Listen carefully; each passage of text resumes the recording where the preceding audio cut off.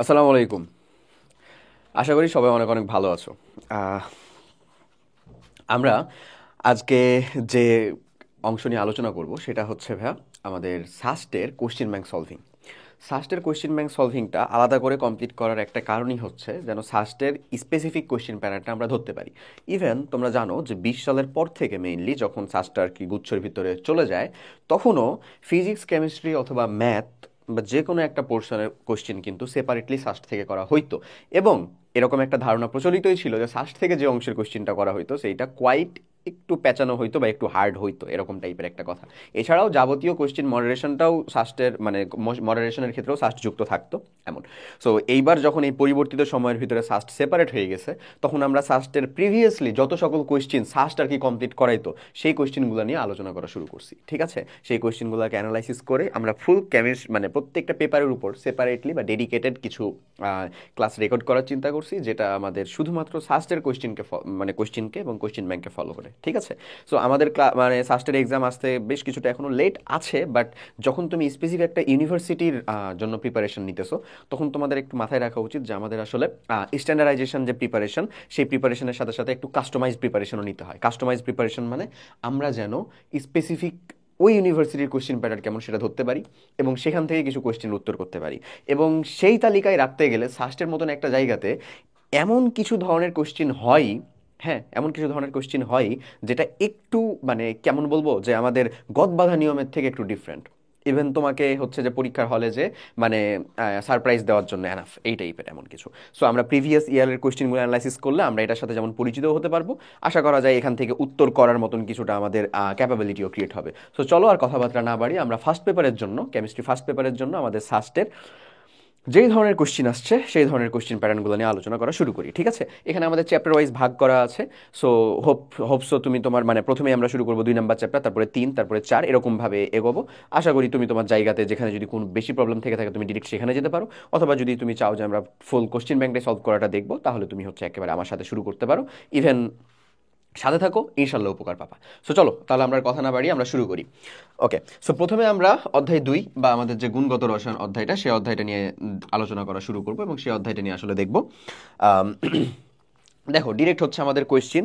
Even তুমি জানো যে সাস্টের যখন কোয়েশ্চেন নিয়ে আমরা আলোচনা করতেছি, তখন অবভিয়াসলি আমাদের কাছে একটা ক্যালকুলেটর তারা একেবারে হেল্পিং হ্যান্ড হিসেবে দিয়ে দিবে।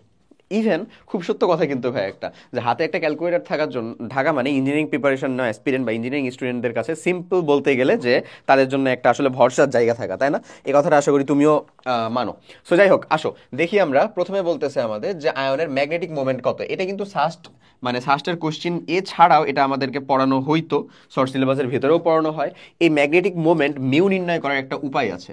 মিউ ইজ ইকুয়ালস টু হচ্ছে আমাদের root over N into N plus two, এইরকম একটা ভ্যালু। ওকে, এটা তুমি মাথায় রাখবা। ম্যাগনেটিক মোমেন্ট কোনো একটা যদি আমরা আয়নের জন্য নির্ণয় করি, কোনো আয়নের ম্যাগনেটিক মোমেন্টের জন্য, কোনো আয়নের ম্যাগনেটিক মোমেন্ট মোমেন্ট আয়নের জন্য, ঠিক আছে, সেটা কত হয় বলো? Mu N into N plus two. এই ভ্যালুটা কীভাবে আসবে চলো আমরা সেটা দেখি একটু। এবং এনটার মানে কি আসলে? এখানে এন ইজ ইকুয়ালস টু হচ্ছে মানে ভ্যালেন্স শেলে বা সর্ববহিষ্ঠ শক্তি স্তরে অযুগ্ন ইলেকট্রন সংখ্যা, অযুগ্ন ইলেকট্রন সংখ্যা। সো আমরা যদি ফেরামকে এখানে এভাবে কমপ্লিট করি, ফেরামটা কত বলছে আমাদের? 3 আয়ন না ভাইয়া? ফেরাম Fe3+, মানে কত সেটা? 23। 23 মানে যদি তুমি আর্গন নিয়ে নাও, মানে 18, 1s2 2s2 2p6 3s2 3p6, তারপরে থাকবে হচ্ছে ভাইয়া 3d5 এবং 4s2 4s0 2 কেন? সো ডিতে আমার অরবিটাল সংখ্যাও 5টা, এখানে ইলেকট্রন আছেও 5টা। তার মানে স্পেসিফিক্যালি আমরা বুঝতে পারতেছি যে এখানে আমার অযুগ্ন ইলেকট্রন আছেই কয়টা? 5টা। সো এই ভ্যালুটা কত আমাদের? এন এর ভ্যালুটা 5। এখন এই 5 এর ভ্যালুটা আমরা এখানে জাস্ট বসায় দিই, তাহলে আমি পাই হচ্ছে 5 ইন্টু 5 প্লাস 3 2, সরি 3 কেন, তার মানে এটা হচ্ছে 5 সাথে 35, রুট ওভার 35, রুট ওভার 36 হইলে এটা কত হয়ে যেত আমাদের? এক্স্যাক্টলি 6 হয়ে যেত। রুট ওভার 35 মানে হচ্ছে জাস্ট 10 টু 6, 6 থেকে একটু কম, মানে 5 পয়েন্ট সামথিং একটা ভ্যালু। সো এখানে আমাদের খুব রিলিভেন্ট একটা ভ্যালু সব থেকে ই, তাই না? আমাদের সঠিক উত্তরটা হচ্ছে ভাই ই। তোমার কাছে কিন্তু ক্যালকুলেটার আছে, তুমি চাইলে ক্যালকুলেটার দিয়ে উত্তর বের করে ফেলতে পারবা, নো ইস্যুজ। আমি তোমাকে ডিরেক্টও দেখালাম। ক্লিয়ার? পারা যাবে না? এই সো এমন হচ্ছে আমাদের এখানকার উত্তরটা। হয়েছে না ভাইয়া? ওকে, পরের কোশ্চেন দেখো। এখানে কিন্তু কখনো তুমি আসলে এখানে মিউ ইন্টু মিউ প্লাস মানে এন ইন্টু এন প্লাস অনও দেখতে পারো। এই ফর্মুলাটা আমি আর একটু বলে দিই, এন ইন্টু এন প্লাস অনও দেখতে পারো। অনেক সলভের ভিতরে আবার এন ইন্টু এন প্লাস অনও দেওয়া। সো যেটাই করো না কেন, এটা করলেও তোমার রিলিভেন্ট উত্তর ওই 5.48 এর কাছাকাছি হবে, ঠিক আছে? বাট সঠিক বেশি সেটা হচ্ছে আসলে এইটা। ওকে, সো আমরা এটাকেই করবো। দেখছো, এটাই বললাম। তো আশা করি তুমি যখন থিওরি পড়ছো তখন এরকম ম্যাগনেটিক মোমেন্ট নির্ণয় করার ক্ষেত্রে বা বোর ম্যাগনেটক নির্ণয় করার ক্ষেত্রে কখনো আশা করি যে তোমাকে কখনো কমপ্লিট করানো হয় নাই সেকেন্ড চ্যাপ্টারটাতে, মানে আমাদের গুণগত রসায়ন অধ্যায়টাতে, তাই না? আচ্ছা, তো যাই হোক, চলো আমরা পরের কোশ্চিনে যাই। এই কোশ্চিনটা দেখো, একটা কনসেপচুয়াল কোশ্চিন। বলতেছে কোন ইলেকট্রন বিন্যাসযুক্ত মৌলের পারমাণবিক ব্যাসার্ধ সবচেয়ে কম। আচ্ছা, সো আমরা জানি যে একটা মানে আমাদের যে আকার, পারমাণবিক আকারটা বা পারমাণবিক আকার বলতে যে ব্যাসার্ধের কথা বলতেছি, সেটা যদি আমরা একটা পর্যায়ের বাম থেকে ডানে যাই, একটা পর্যায়ে যদি বাম থেকে ডানে যাই তাহলে একরকম হয়, উপর থেকে নিচে আসি তাহলে একরকম হয়। বাম থেকে ডানে গেলে হচ্ছে আমাদের কি হয় ভাই বলো তো? কমে। উপর থেকে নিচে আসলে কি হয় বলো? বাড়ে। এমন কমে বাম থেকে ডানে, উপর থেকে নিচে আসলে কি হয়? বাড়ে, এমন ঘটনা ঘটে। সো ফার্স্ট অফ অল এখানে যেহেতু কোনো আয়নের আকারের কথা বলেনি, এটা কিন্তু আয়ন না, দেখো ডিরেক্ট হচ্ছে যে মৌলের কথা বলছে। সো মৌলের চিন্তা করতে গেলে যার গ্রুপ সংখ্যা নিচে সে তো বড় হবেই। সো তার সাথে আমার সম্পর্ক নাই প্রথমত। যেমন ধরো এই যে সর্বোচ্চ শক্তি স্তর এখানে কত? 3, এখানে কত? 3, মানে এরা হবে না, এরা হবে না, এরা তো ছোট হইতে পারে না, এরা অবশ্যই এরা দুইজন মাস্ট বি বড়, ঠিক আছে? আচ্ছা, তার মানে এখানে দেখো সর্বোচ্চ হচ্ছে আমাদের 2, গুড, 2, 2, এই যে 2, এই 2টা যদি দিকে তুমি লক্ষ্য করো তাহলে 1:2:2 2p2, 2p2 ইলেকট্রন সংখ্যা কয়টা আমাদের? এটা হচ্ছে কার্বনের, মানে 6টা টোটালে ইলেকট্রন সংখ্যা। তারপরে 7 আছে কোথায়, মানে নাইট্রোজেন কোথায়? এই যে ইতে, ই নাম্বার অপশনে আছে হচ্ছে এরকম। আর বিতে আছে দেখো ভাইয়া 1:2:2 2p4 8। তাহলে একই পর্যায়ের বাম থেকে ডানে যাচ্ছে, তাহলে ডানে গেলে আকারটা ছোট হবে এবং সব থেকে কম যেটা চাইছে সেটা অবশ্যই, তাহলে আমরা বুঝতেই পারতেছি যে সব থেকে ডানে যেটা সেই মৌলটা, লাইক এটা হচ্ছে এই যে এইটা। সব থেকে ডানে কোনটা? এই যে এইটা 2p4, মানে অক্সিজেন। এটাই হচ্ছে আমাদের রাইট অ্যান্সার। সো সঠিক উত্তরটা আরামসে আমরা এমনি বের করতে পারবো। বুঝা গেছে না? এই ক্লিয়ার? ওকে, আচ্ছা পরের কোশ্চেনে যাই। কোশ্চেনটাতে আমাদের দেখো ভালো করে, এটা একটা বর্ণালী related math, but still important. দেখো কি বলতেছে, লিথিয়াম আয়ন Li2+, এই লিথিয়াম আয়নের চতুর্থ স্তর থেকে দ্বিতীয় শক্তি স্তরে একটা ইলেকট্রন ধাপান্তরিত হলে বিকিরিত তরঙ্গদৈর্ঘ্য কত মিটার? এমন এখানে আর এইচ এর ভ্যালু এভাবে মিটার ইনভার্সে দেওয়া। আমরা চাইলে মিটার ইনভার্স বা সেন্টিমিটার ইনভার্স যে কোনোটা তুমি এটা নিয়েও করতে পারো। এছাড়াও তুমি যদি যে ভ্যালুটা জানো যে nu bar is equals to 1/λ is equals to RH, Rydberg constant, 1/n1 square minus 1/n2 square, এমন না? সো আমরা এই ভ্যালুটা এরকম লিখতে পারি না ভাই, যদি সেন্টিমিটারে লিখি 109,678, তারপরে এই ক্যালকুলেশন যদি করে দাও তাহলে কোথায় আসলো? সে দ্বিতীয় শক্তি স্তরে আসছে, 2 স্কোয়ার মাইনাস 1/4 স্কোয়ার। এমন এতটুকু ক্যালকুলেশন করে যদি তুমি চিন্তা করো যে উত্তরটা হয়ে যাবে, তাহলে একটু ভুল চিন্তা ভাবনায় আসো। কারণ এখানে আরেকটা ভ্যালু আছে, সেই ভ্যালুটাও হোপসো তোমরা জানো, যে এখানে যদি আমাদের পারমাণবিক সংখ্যা যদি হাইড্রোজেন না হয় অন্য কিছু হয়ে যায়, তাহলে একটা জেড স্কোয়ার গুণ হয়ে যায়। জেডটা কি? পারমাণবিক সংখ্যা। সো এই পারমাণবিক সংখ্যাটা কই থেকে পাবো? লিথিয়ামের পারমাণবিক সংখ্যা কয়টা? এটা হাইড্রোজেনের মতন কাজ করতেছে, কজ এখানে ইলেকট্রন সংখ্যা মাত্র একটাই আছে, যেহেতু এই দুইটা ইলেকট্রন ত্যাগ করে দিছে। বাট তার পারমাণবিক সংখ্যা কিন্তু হাইড্রোজেনের মতন এক না, সেটা কত? 3। দ্যাটস ওয়াই আমাদের এখানে জেড স্কোয়ার করতে হবে, মানে এখানে আমার একটা এক্সট্রা 3 স্কোয়ার গুণ করতে হবে। কি করছি? লিথিয়ামের পারমাণবিক সংখ্যাটাকে গুণ করে দিছি। এখন এই ভ্যালুটা তুমি ক্যালকুলেশন করো। আমি তোমাকে জাস্ট ক্যালকুলেশনটার একটা সিম্পল ওয়ে দেখাই দিই। ধরো আমরা এখানে ক্যালকুলেটারে কি লিখবো? 109,678 ফার্স্ট লিখলা, এরপরে ব্র্যাকেট দিলা একটা, গুণার দেওয়ার প্রয়োজন নাই। এটা কত আছে আমাদের? 4 না, মানে আলটিমেটলি এই ভ্যালুটা 4, এটা কত? 16। সো আমি এটা করবো যেটা 4 ইনভার্স, মানে আমি ক্যালকুলেটার দিয়ে ডিরেক্ট 4 ইনভার্স মাইনাস হচ্ছে আমাদের কত ভাই? 16 ইনভার্স। দেখছো এই পার্ট 2 করে ফেললাম, ইনটু আবার কত? 9। এই ভ্যালুটা, যে ভ্যালুটা আসছে এটা তো ইনভার্স, এখানে তো আমরা 1/λ করতেছিলাম, তো আমাদের ল্যামডা করলে যে ভ্যালুটা আসবে সেটাকে ইনভার্স করে দিতে হবে না? সো আমি আবার করব হচ্ছে অ্যান্সার ইনভার্স। সো আমাদের ভ্যালুটা চলে আসছে 5.4 ইন্টু 10⁻⁻6 -6 যেটা, সেটা সেন্টিমিটারে, কজ আমি 109,678 সেন্টিমিটার নিয়েছিলাম। তুমি মিটার ইনভার্সে চাইলে যে এটাকে ডিরেক্ট বসাতে পারো। সো এটা সমান আবার আমরা লিখতে পারি, এটাকে যদি 100 দ্বারা ভাগ করি মানে 10⁻⁻8 হয়ে যাবে। 5.4 ইন্টু 10⁻⁸ মিটার, এত। সো আমাদের সঠিক উত্তর আসবে হচ্ছে এইটা। দেখো তো আমাদের রিলেভেন্ট কোনো উত্তর আছে? 5.4 ইন্টু 10⁻⁸, এই যে সি নাম্বার, এটা হচ্ছে আমাদের রাইট অ্যান্সার। ক্লিয়ার না? সহজ না ভাইয়া? সিম্পল। আচ্ছা আসো দেখি পরেরটাতে যাই। নেক্সট কোয়েশ্চেনটা আমাদের দেখো কেমন বলে, যে হাইড্রোজেন পরমাণুর ইলেকট্রন দ্বিতীয় শক্তি স্তর থেকে প্রথম শক্তি স্তরে আসলে কত তরঙ্গ দৈর্ঘ্যের আলোক রশ্মি বিকিরণ করবে, এবং সেটা আমাদের অ্যাংস্ট্রমে, প্রত্যেকটাই আছে হচ্ছে অ্যাংস্ট্রম এবং ন্যানোমিটার এটা দিয়ে। চলো উত্তরটা যদি আমরা করে ফেলি, আমাদের চেয়েছে কি কত তরঙ্গ দৈর্ঘ্যের রশ্মি বিকিরণ করবে। হ্যাঁ, মানে হচ্ছে যে আমাদের ওই ল্যামডার ভ্যালু বের করতে হবে। So new bar is equals two আমরা বলবো হচ্ছে 1/λ, হুইচ মিনস RH 1/n1 তার স্কোয়ার মাইনাস 1/n2 তার স্কোয়ার। এই তো হচ্ছে টোটাল ক্যালকুলেশন। সো RH এর ভ্যালু যদি বসাও 109,678 সেন্টিমিটার ইনভার্স দ্বিতীয় শক্তি স্তর থেকে প্রথম শক্তি স্তর, মানে এখানে 1 আর মাইনাস হচ্ছে 1/4।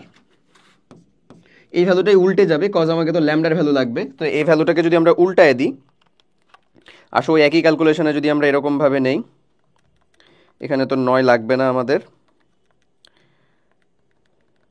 আচ্ছা, তাহলে ইনভার্স 1 এটা হচ্ছে আমরা করব যেটা 1 মাইনাস এত। সো এই ক্যালকুলেশনটা যদি আবার আমরা উল্টায়া দেই, তাহলে আসে হচ্ছে ভাই 1.21 10⁻⁻5 সেন্টিমিটার। হ্যাঁ, সো আমরা যদি সেন্টিমিটার থেকে অ্যাংস্ট্রম, মানে ধরো আমরা যদি মিটার থেকে অ্যাংস্ট্রমে যাই, তাহলে আসলে 1 মিটার সমান 10⁻10 অ্যাংস্ট্রম, অথবা 1 মিটার সমান 10⁻9 ন্যানোমিটার এমন। সো আমরা যদি এটাকে 10⁻9 দ্বারা মাল্টিপ্লাই, মানে এটা তো সেন্টিমিটার ভাই, এটা মিটার না। হ্যাঁ, এটা সেন্টিমিটার করলে, মানে মিটার করলে কত হয়ে যেত আমাদের 1.21 × 10⁻⁻7 মিটার এমন হইতো। এটাকে যদি আমরা অ্যাংস্ট্রমে নিয়ে যাই, মানে 10⁻10 দ্বারা গুণ, তাহলে আমাদের কত হয়ে যাবে 1210 অ্যাংস্ট্রম এরকম না, বা এর পরের যেটা ভ্যালু ছিল সেরকম। তাহলে 1215 অ্যাংস্ট্রম হয়। সেখানে আমাদের 1215 অ্যাংস্ট্রম মানে 1215 ন্যানোমিটার অবশ্যই না, তাহলে 1200 অ্যাংস্ট্রমটাই হচ্ছে মোস্ট রিলিভেন্ট। তাহলে সঠিক উত্তর কোনটা আমাদের? ডি।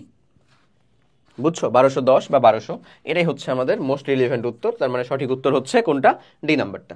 শেষ না? এই সো এককগুলা ট্রানজেকশন করতে পারাটাতে তুমি যতটা বেশি পারদর্শী বা পটু হবা, হোপসো ইঞ্জিনিয়ারিং প্রিপারেশন না মানুষজন অবশ্যই আমরা ভালো মতন এটা শিখে রাখবো, তাই না? এগুলো তো আমরা জানি না ভাই, বলো। এক অ্যাংস্ট্রম সমান আসলে কত?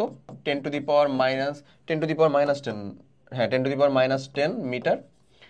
আর 1 ন্যানোমিটার সমান হচ্ছে আমাদের 10⁻−9 মিটার। এই হচ্ছে এদের ভ্যালুস। আচ্ছা, আসো দেখি আমরা পরের কোশ্চেনে যাই।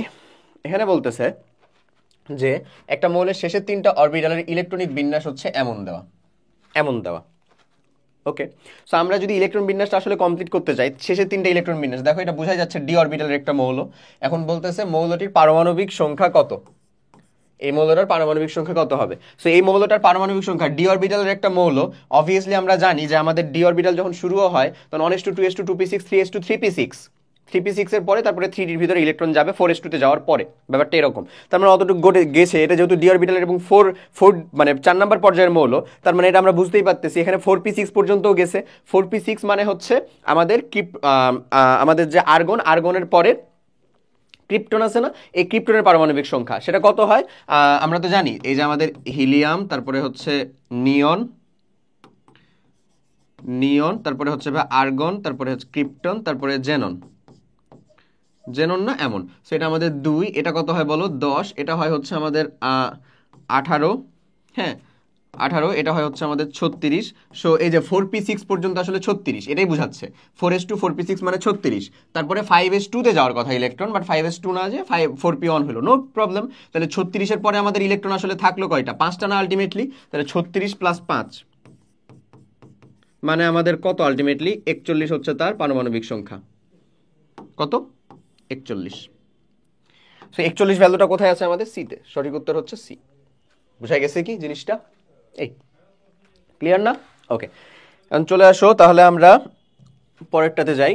এখানে বলতেছে যে আমাদের কোয়ান্টাম সংখ্যার কোনটা সম্ভব নয়। এই যে এই জিনিসগুলো একটু ভালো করে লক্ষ্য রাখতে হবে। হ্যাঁ, মানে দ্রুততার সাথে করতে যেয়ে যেন এগুলো মিস না চলে যায়, যে কোনটা সত্য বা কোনটি সত্য নয়, কোনটি অসত্য নয়, এরকমও থাকতে পারে। সো যাই হোক, আমরা দেখি NLM এর ম্যানু। আচ্ছা, এন এর মান যদি 4 হয়, এল এর মান তখন 2 হইতে পারে। হ্যাঁ পারে, 4 এর জন্য এল এর মান 2। এল এর মান 2 মানে আসলে কত বলো তো? L0 1 2, এল এর মান ডি। এম এর মান কি আমার -3 হইতে পারে 2 এর জন্য? অবশ্যই না, জিন্দেগিতে না। যে কোনো এম এর মানের মানে এম এর মান, যে কোনো এল এর জন্য কত হয় বলো তো ভাইয়া? এম এর মানটা যে কোনো এল এর জন্য 0 সহ প্লাস মাইনাস এল অবধি, এমন না? 0 সহ প্লাস মাইনাস এল অবধি, তাহলে এটা -2 থেকে +2 পর্যন্ত যেতে পারে, বাট -3 যাওয়া সম্ভব নয়। তাহলে সম্ভব নয় কোনটা আসলে? এই তো সম্ভব নয়। এই আমাদের এই ভ্যালুগুলোই দেখতে হবে। আমরা এস এর মানের দিকেও যদি একটু তাকাই, এস এর মান সবগুলাই সম্ভব, প্লাস আপ অথবা মাইনাস আপ আছে, অবশ্যই সম্ভব। তাহলে আমাদের রিলিভেন্সি দেখতে হবে এন এল এম এর ভিতরে খালি, ঠিক আছে? এন এর মান 4 হওয়ার জন্য এটা সম্ভব, বাদ বাকি দেখো সবগুলাই আসলে সম্ভব সম্ভব সম্ভব। ক্লিয়ার? এই এবার চলে আসো পরের কোয়েশ্চেনটা, বলে যে একটা জলীয় দ্রবণে সিলভার নাইট্রেট যোগ করে সাদা অধক্ষেপ পড়ে, যা নাইট্রিক অ্যাসিডে অদ্রবণীয় কিন্তু অ্যামোনিয়াম হাইড্রোক্সাইডে সহজ দ্রবণীয়। তাহলে জলীয় দ্রবণে কোন আয়ন উপস্থিত? ভালো কোয়েশ্চেন একটা। এই সাদা দ্রবণের সিলভার নাইট্রেট যোগ করে সাদা অধক্ষেপ পড়ছে মানেই সেটা হচ্ছে ক্লোরাইড, ঠিক আছে? এটাই কিন্তু সত্য। আচ্ছা, এই যে দেখো ক্লোরাইড এর সাথে যখন সিলভার যোগ করা হয়, সিলভার নাইট্রেট, তখন যে বিক্রিয়াটা ঘটায়, তারা বিক্রিয়া ঘটায় যেটা তৈরি করে সেটা কি বলো? সিলভার ক্লোরাইড প্লাস হচ্ছে নাইট্রেটটা যার সাথে থাকুক সিলভার ক্লোরাইড। এই যে সিলভার ক্লোরাইড আসছে না ভাই? এখন আমার কোয়েশ্চেন হলো যে এই যে সিলভার ক্লোরাইড তো আমরা পেয়ে গেছি, যা নাইট্রিক অ্যাসিডের সাথে বিক্রিয়া করলে অদ্রবণীয়, কিছুই হয় না, সেটা আমাদের অধক্ষেপ আকারেই থাকে। এটার কিন্তু অধক্ষেপ পড়ে কি, কেমন অধক্ষেপ? সাদা। হ্যাঁ, আর তারপরে যখন আমরা অ্যামোনিয়াম হাইড্রোক্সাইড যোগ করব তখন আবার এখানে একটা কাহিনী ঘটে। সিলভার ক্লোরাইড অ্যামোনিয়াম হাইড্রোক্সাইড যোগ করলে যে ঘটনাটা ঘটবে সেটা হচ্ছে অ্যামোনিয়াযুক্ত সিলভার ক্লোরাইডের একটা দ্রবণীয় কমপ্লেক্স কম্পাউন্ড তৈরি করবে। অ্যামোনিয়াযুক্ত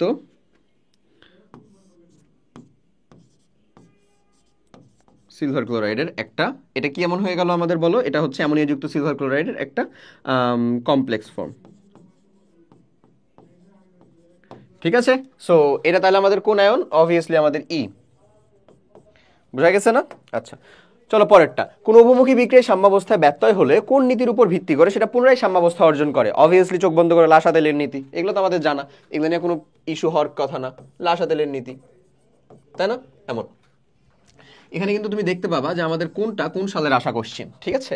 সো সেপারেটলি যেহেতু সার্চকে ডেডিকেটেড করে কোশ্চেনগুলো সলভ করানো, দ্যাটস ওয়াই মানে 20-এর পরে তো আর সার্চের কোশ্চেনই নাই, মানে 20 থেকেই আসলে নাই। সো এই জন্য এরকমভাবে কোশ্চেনগুলো। আচ্ছা দেখো, পানিতে সোডিয়াম ক্লোরাইডের দ্রাব্যতা হচ্ছে 36। একটা কিন্তু ট্রিকি কোশ্চেন, কোশ্চেনটা কিন্তু ট্রিকি, আমি বলেই রাখলাম কোশ্চেনটা যথেষ্ট ট্রিকি। আচ্ছা, কি বলতেছে? পানিতে এটা কত?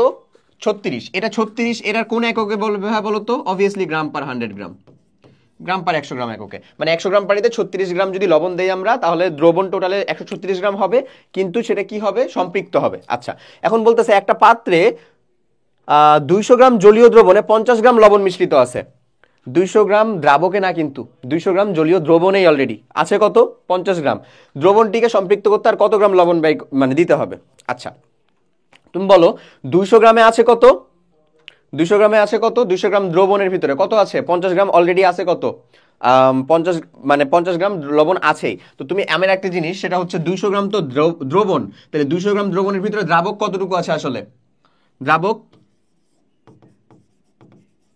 দ্রাবক 200 গ্রামের ভিতরে 200 মাইনাস অবভিয়াসলি 50, তার মানে দ্রাবক আছে হচ্ছে আমাদের 150 গ্রাম। এতটুকু না দ্রাবক ভাইয়া? অবশ্যই এতটুকু দ্রাবক। এখন কথা হলো 100 গ্রাম দ্রাবকের জন্য 36 গ্রাম সে নিতে পারে, 150 গ্রাম দ্রাবক কতটুকু নিতে পারবে সেটা আমরা বের করব। মানে 100 গ্রাম পানি, 100 গ্রাম পানি বা 100 গ্রাম দ্রাবকে সোডিয়াম ক্লোরাইড 36 গ্রাম থাকে। 1 গ্রামে কত থাকবে? 36 বাই হচ্ছে 100, আর 150 গ্রামের জন্য ভিতরে কত থাকবে? 36 গুণিত 150 বাই হচ্ছে 100, ঠিক আছে? এত এই ভ্যালুটা কত থাকে আমরা দেখে ফেলি। সো আমরা যে কাজ করব সেটা হচ্ছে 36 ইন্টু 1.5 করলেই তো হয়, তাই না ভাই? মানে হচ্ছে 54 গ্রাম। 54 গ্রাম 54 গ্রাম থাকবে, এটা আমরা বের করে ফেললাম। তো তুমি বলো যে 54 গ্রাম যে থাকবে, অলরেডি আছে কত? অলরেডি আছেই তো হচ্ছে আমাদের 50 গ্রাম লবণ। 50 গ্রাম লবণ আছেই না উপস্থিত, তার ভিতরে মানে 54 গ্রাম থাকলে সেটা সম্পৃক্ত হয়ে যেত। তো আছেই কত আমাদের? আছেই কত? আছেই কিন্তু আমাদের মানে 50 গ্রাম, তার মানে আর 4 গ্রাম যোগ করলে সেটা কি হয়ে যাবে, সম্পৃক্ত হয়ে যাবে 4 গ্রাম। আমি তোমাকে এখানে একটা ভুল করার কথা বলে দিই, তুমি আসলে কোন ভুলটা করতে পারো। তুমি এটাকে দ্রাবক ভেবে 200 গ্রামকে দ্রাবক ভেবে তুমি যেটা করতে পারো সেটা হচ্ছে, ভাইয়া এখানে তো হচ্ছে আমাদের 100 গ্রামে 36 লাগে, তাহলে 200 গ্রামের জন্য কত লাগবে, 72 লাগবে, 50 আছে তার মানে আর 22 দিব। দেখো ডগ ডগ করে একটা 22 উত্তর অপেক্ষা করতেছে তোমার জন্য। জাস্ট এই কাজটাই করে মেইনলি। তুমি যে পসিবল ভুলটা করতে পারো, ও পসিবল ভুলটা চিন্তা করে সেটার একটা অপশন জুড়ে দেয়, বুঝছো, যেন তুমি ওই পথে এগোলে সুন্দর করে ওটা দাগিয়ে দাও, বাট ওটা কিন্তু আসলে রিয়েল উত্তর না, ঠিক আছে। কারণ এইটা একটু বুঝতে হবে যে দিস ইজ দ্রবণ, এটা আমার সলিউশন, নট এটা আমার সলিউট, সরি সলভেন্ট, সলভেন্ট না, এটা এটা কি আমাদের সলিউশন। সো সলিউশনের ভিতরে 50 গ্রাম লবণ মিশ্রিত আছে, তো ওখানে আমাদের দ্রাবক তাহলে কতটুকু, 100 গ্রাম, 150 গ্রাম, সেটা বুঝতে হবে, ওটাই আমরা বের করছি প্রথমে। ক্লিয়ার না ভাইয়া? এমন এই একটু জিনিসগুলো ধরতে পারতে হয়, তাহলে আশা করি যে শাস্ত্রের কোশ্চিনে আমাদের আটকানোর আর কিছু নাই। চলো পরের কোশ্চিনের দিকে যাই। দেখো একটা এবি যৌগের আণবিক ভর দেওয়া আছে, দ্রবণের দ্রাব্যতার গুণাঙ্কের ভ্যালুও দেওয়া আছে। এবি টাইপের যৌগের জন্য দ্রাব্যতার গুণাঙ্কের আদর্শ মান কত হবে বলো তো ভাইয়া, এসি স্কোয়ার, তাই না? এর ভ্যালুটা দ্রাব্যতার গুণাঙ্ক কেএসপির মান তো এটাই, এসি স্কোয়ার সমান আমরা কত বলতে পারি, 4.0 ইন্টু 10⁻⁻10, এমন বলবো না? আচ্ছা, তাহলে আমাদের এস এর ভ্যালুটা কত আসলে, S is equals two 4.0 into 10⁻⁻10। এই ক্যালকুলেশন যদি আমাকে উইদাউট ক্যালকুলেটর করতে বলে, এটা কি কঠিন? কঠিন কিচ্ছু না। এটা কত হয়ে যাবে, 2 হয়ে যাবে, আবার এখানে কত করলে 2 ইন্টু 10⁻⁵ হয়ে যাবে মোল পার লিটার।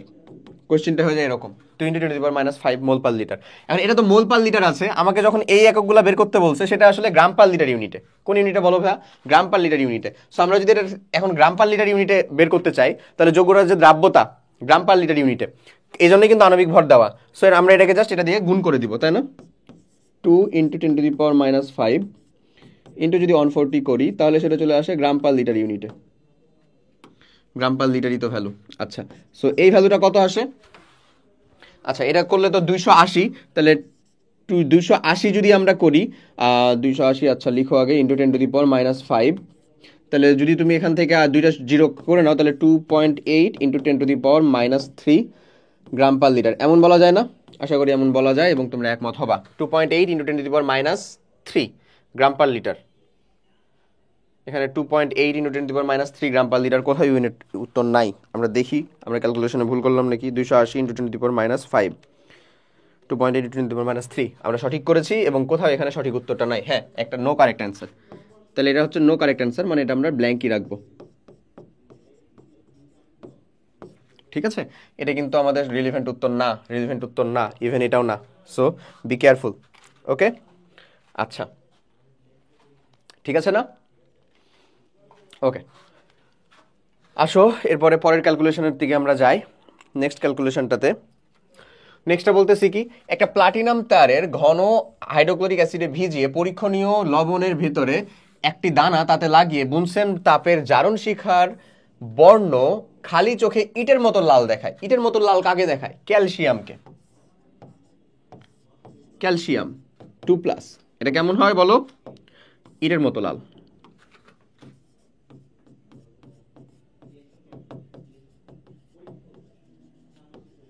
ইটের মতো লাল, ঠিক আছে, ক্যালসিয়াম। তারপরে পটাশিয়াম কে, এটা কেমন হয় জানো ভাইয়া? পার্পল বা বেগুনি। এ কয়টাই খালি আলোগুলার মানে আমাদের মনে রাখা লাগে। সোডিয়াম কেমন হয় ভাইয়া বলো? সোনালী হলুদ।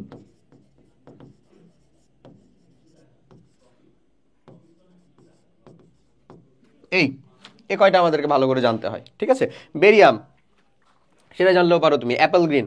আচ্ছা, তো এমন, তাহলে আমাদের সঠিক উত্তর কোনটা? ক্যালসিয়াম, ইটের মতো লাল। ও ব্লু গাছ দিয়ে দেখলে তার সবুজ বর্ণ দেখায়। এই দ্বীপ শিখাটির কোন মৌলের বৈশিষ্ট্য? এটা কার? ক্যালসিয়ামের। বাস শেষ।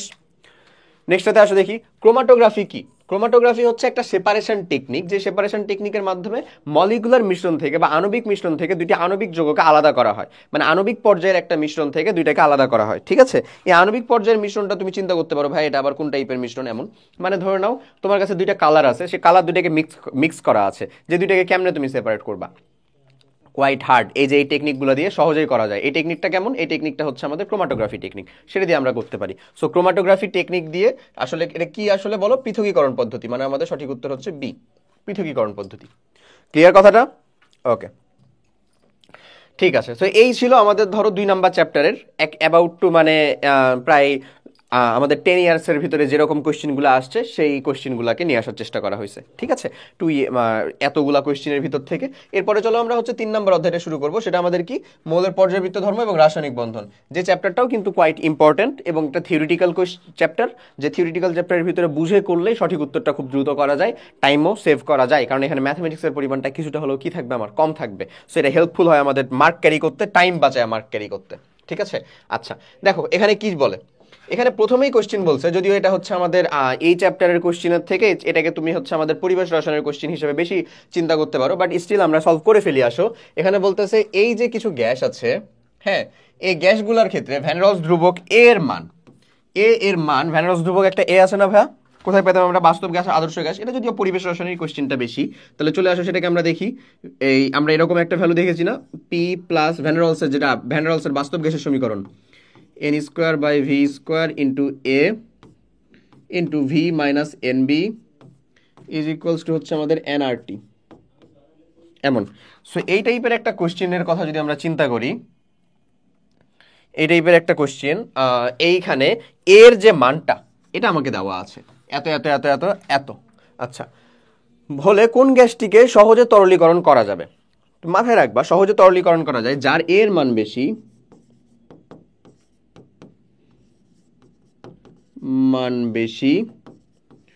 তার কিন্তু বিচ্যুতি ধর্ম বেশি, মানে সে কিন্তু বেশি কার মতন হয়, আদর্শ গ্যাসের, মানে আদর্শ গ্যাস থেকে বাস্তব গ্যাসের মতন হয়, তার বিচ্যুতি বেশি।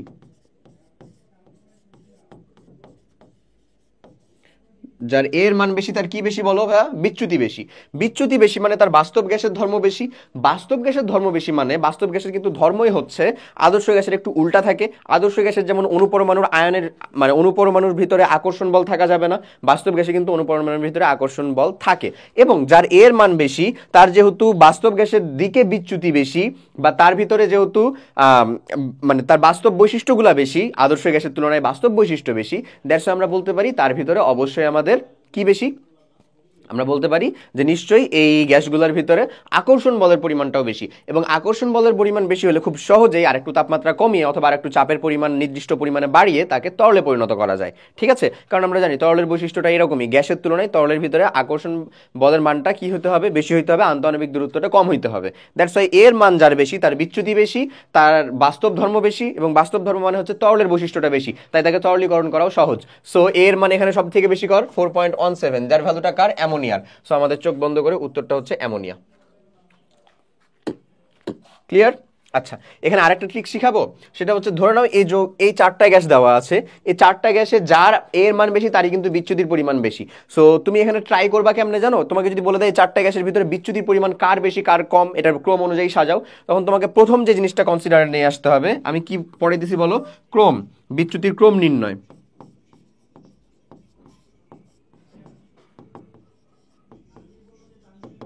বিচ্যুতির ক্রম নির্ণয়, বিচ্যুতির ক্রম নির্ণয়ের জন্য প্রথম যে কাজটা সেটা হচ্ছে হাইড্রোজেন বন্ধন যার আছে তার পোলারায়ন বেশি।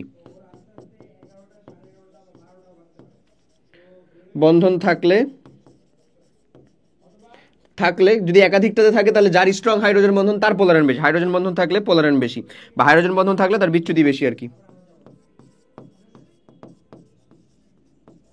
ঠিক আছে, আচ্ছা 2 নাম্বার যে কাহিনীটা সেটা হচ্ছে কি, হাইড্রোজেন বন্ধন থাকলে তার মানে বিচ্যুতি বেশি, এটা একটা কাহিনী। আর সেকেন্ড যে কাহিনীটা সেটা হচ্ছে হাইড্রোজেন বন্ধন নাই যাদের ভিতরে, তাদের ভিতরে আণবিক ভর যার বেশি তার বিচ্যুতি বেশি।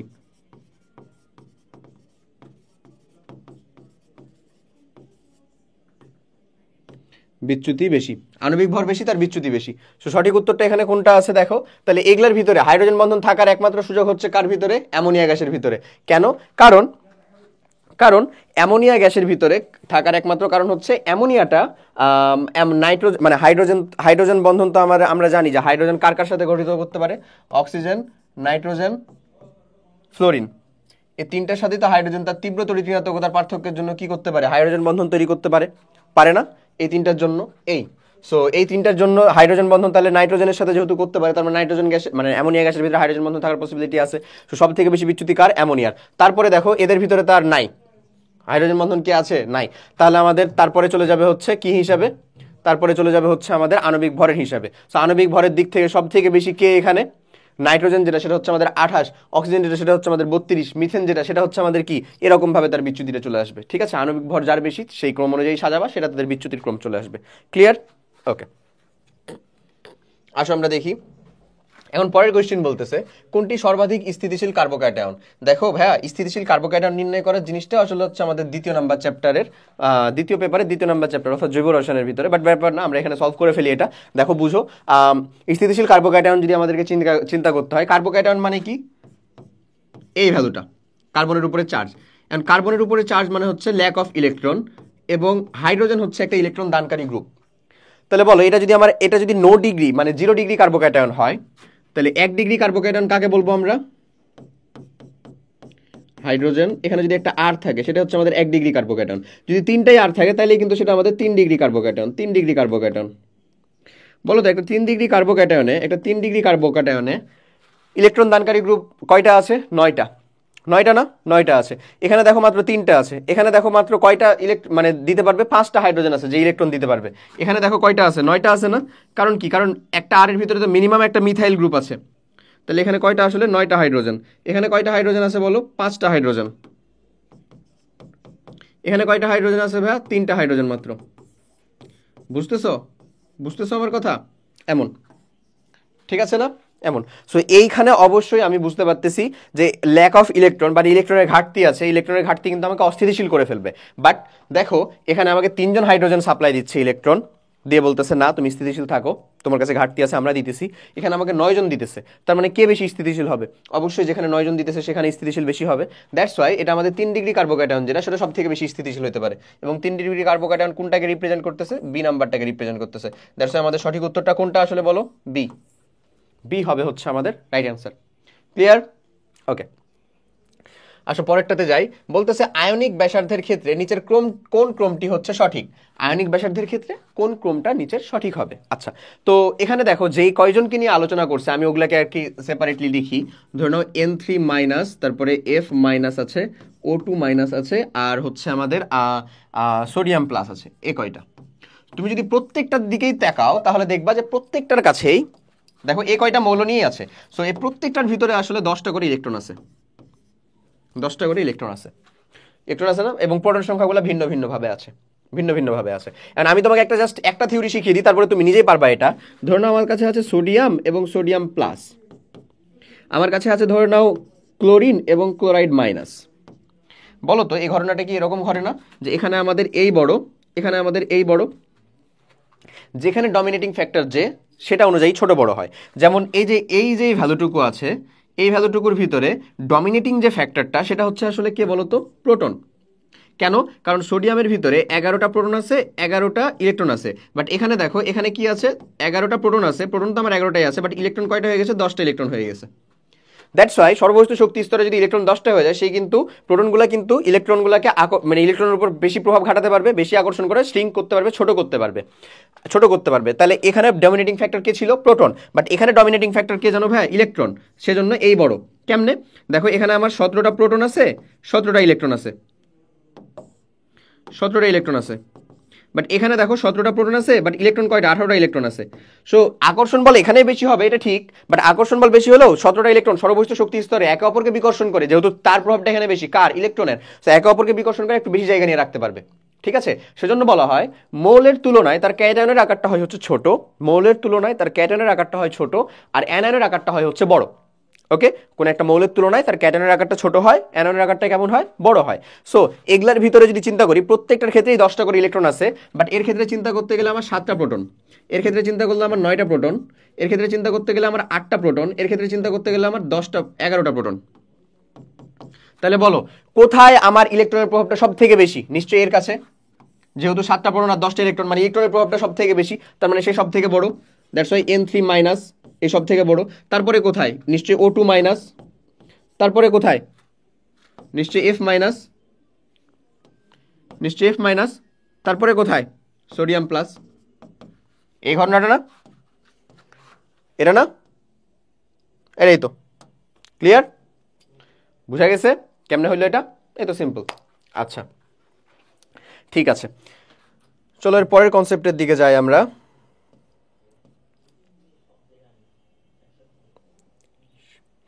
ওকে, নেক্সট কোয়েশ্চেনটা আমাদেরকে যেটা বলতেছে কোনটি পরমাণু সঠিক ইলেকট্রন বিন্যাস, ইলেকট্রন বিন্যাস কোনটা সঠিক এটা দেখে আমাদেরকে বুঝতে হবে অবশ্যই। তুমি দেখো আমরা এর ফিগারের দিকে যদি লক্ষ্য করি তাহলে প্রত্যেকটাতে আর্গন নেওয়া আছে, আর্গনের পরে তার মানে ডি অরবিটালের এলিমেন্টগুলোকে দেওয়া আছে। আচ্ছা, সো তুমি বলো ভাইয়া আর্গনের পরে ইলেকট্রন প্রবেশ করে কোথায়? 4s2 তে অবশ্যই, ঠিক আছে, এটা 3d4। এই জিনিসটা ঠিক নাই, কারণ আমরা জানি যে এস অরবিটাল থেকে ডি অরবিটাল একটা ইলেকট্রন নিয়ে নিতে পারে যদি সে অর্ধপূর্ণ অথবা পরিপূর্ণ হওয়ার জন্য একটা ইলেকট্রন মাত্র ল্যাকিং থাকে, যেমন হচ্ছে ক্রোমিয়ামের ইলেকট্রন বিন্যাস আর কপারের ইলেকট্রন বিন্যাস, তাই না? সো এখান থেকে কিন্তু একটা ইলেকট্রন কে নিয়ে নিতে পারে, এই যে ডিতে D5 হয় আর 4s1 হবে, তাহলে সেটা হয়ে যাবে হচ্ছে কি আমাদের ক্রোমিয়াম। তাহলে ক্রোমিয়ামের ইলেকট্রন বিন্যাস এখানে কিন্তু এটাকে রিপ্রেজেন্ট করতেছে ডিতে, এটা হচ্ছে আমাদের ক্রোমিয়াম, তার মানে সঠিক উত্তর কিন্তু আমাদের ডি। তাছাড়া যদি আমরা অন্যটা দেখি যে সি নাম্বারে দেখো 4s2 3d9, এটাও আমাদের আউটবাউন্ড নীতি অনুযায়ী ঠিক আছে, বাট আসলে এরকমটা হয় না। কপার কি করে, কপার একটা ইলেকট্রনকে নিয়ে সে 3d10 আকারে থাকে এবং 4s কত আকারে থাকে, 1 আকারে থাকে, তার মানে এটাও আমাদের সঠিক না। আবার হচ্ছে 4s1 3d6, এটাও পসিবল না, কারণ ও একটা ইলেকট্রন নিয়ে নেয় মানে সবসময় নিয়ে নেবে এরকম না, শুধুমাত্র অর্ধপূর্ণ আর পরিপূর্ণ হওয়ার মতন যদি অর্ধপূর্ণ আর পরিপূর্ণ হওয়ার জন্য যদি একটা ইলেকট্রন বাকি থাকে তার, তাহলে সে একটা ইলেকট্রনকে টান দেয়। কিন্তু এখানে যদি আমাদের 4s2 থাকতো তাও কিন্তু আমাদের 3d5 হওয়া সম্ভব, তার মানে তো এখানে স্থিতিশীল ইলেকট্রন বিন্যাস আছেই, তাহলে সে আবার শুধু শুধু 4s1 রেখে 3d6 করবে কেন? করবে না তো। ক্লিয়ার? তার মানে সঠিক উত্তর হচ্ছে আমাদের একমাত্র এইটা। আর ই তো আমাদের হবেই না, কারণ 4s ইলেকট্রন না, যেহেতু আমাদের 3dতেই শুধু ইলেকট্রন যাবে এরকমটা পসিবল না, ঠিক আছে, কারণ এটা ইলেকট্রনের বিন্যাস চাইছে, নট আয়নের, তাই না ভাই? মৌলের ইলেকট্রন বিন্যাস, তার মানে সঠিক উত্তর কোনটা হচ্ছে আমাদের? এই যে এটা ডি। আচ্ছা, আসলে নেক্সট কোয়েশ্চেনের দিকে যাই। পরেরটা বলতেছে কোন সমযোজী বন্ধনটি সব থেকে ছোট? আচ্ছা, এখানে দেখো সমযোজী বন্ধন আছে প্রত্যেকটাতেই, একটা হলো আমাদের এই যে এইটা এইচ, একটা সিএইচ, একটা এসএইচ, একটা এনএইচ, একটা এইচবিআর, এমন। এখানকার ভিতরে প্রত্যেকটাই হাইড্রোজেন প্রত্যেকজনের সাথে যেটা শেয়ার করছে সেটা হচ্ছে এস অরবিটাল, এস অরবিটাল না, এস অরবিটাল, বাট হাইড্রোজেন হাইড্রোজেনের সাথে এস এস শেয়ার করছে, যেটা সাইজটা অনেকটা এরকম টাইপের হবে। কার্বন হাইড্রোজেনের সাথে এসপি শেয়ার করছে, যেটা এরকম হবে। কার্বন সালফার হাইড্রোজেনের সাথে এসপি শেয়ার করছে, যেটা এরকম হবে। নাইট্রোজেন হাইড্রোজেনের সাথে এসপি এরকম, আর এই যে এইচবিআর এর সাথেও কি ভাই, এসপি অরবিটাল। তাহলে এগুলো অবশ্যই বড়, এটা বুঝতেই পারতেছি। তো এস এস অরবিটালটা কি আমাদের ছোট, তারপরে সব থেকে ছোট যে বন্ধন বন্ধনটি সেটা হচ্ছে আমাদের এস এস যেখানে হয়েছে, সেটাই আমাদের সব থেকে ছোট বন্ধন। সো আমরা এটা মানে বন্ধনের মানে আসলে অধিক্রমণটা কিরকম ভাবে হচ্ছে সেটার উপর ভিত্তি করে যদি একটু দেখি তাহলে আসলে সঠিক উত্তরটা খুঁজে ফেলতে পারবো। ওকে, আচ্ছা, আসলে নেক্সট কোয়েশ্চেন দেখি। কোন যৌগটি সবগুলো বন্ধন কোণ 90 ডিগ্রি? সবগুলো বন্ধন কোণ যদি 90 ডিগ্রি হইতে হয় তাহলে সেটা একটা অষ্টাতলকীয় যৌগ হইতে হবে। কেমন হইতে হবে বলো? অষ্টাতলকীয় বা অক্টাহেড্রাল। অক্টাহেড্রাল, এই অষ্টাতলকীয় যৌগ বা অক্টাহেড্রাল হওয়ার জন্য আমাদের সংকরণ হতে হবে D2sp3 অথবা sp3d2, sp3d2 এরকমটা হইতে হবে। এবং এটা শেপটা হয় কাইন্ড অফ, যেমন যদি আমি একটা ড্র করি SF6 ধরে নাও, কত যৌগটা SF6, এখানে কি SF6 উত্তর নাকি? এই যে দেখো SF6 উত্তর আছে, SF6। এটা ফর্মুলেশনটা কেমনে হয়? এমনে হয়, আমি একটা দেখাই দিই। ধরো S,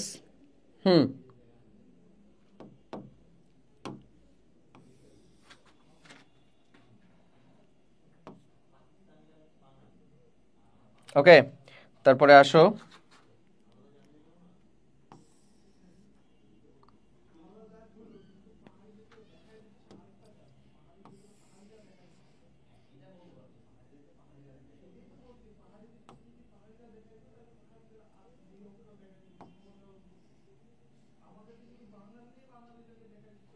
দেখো, ওকে,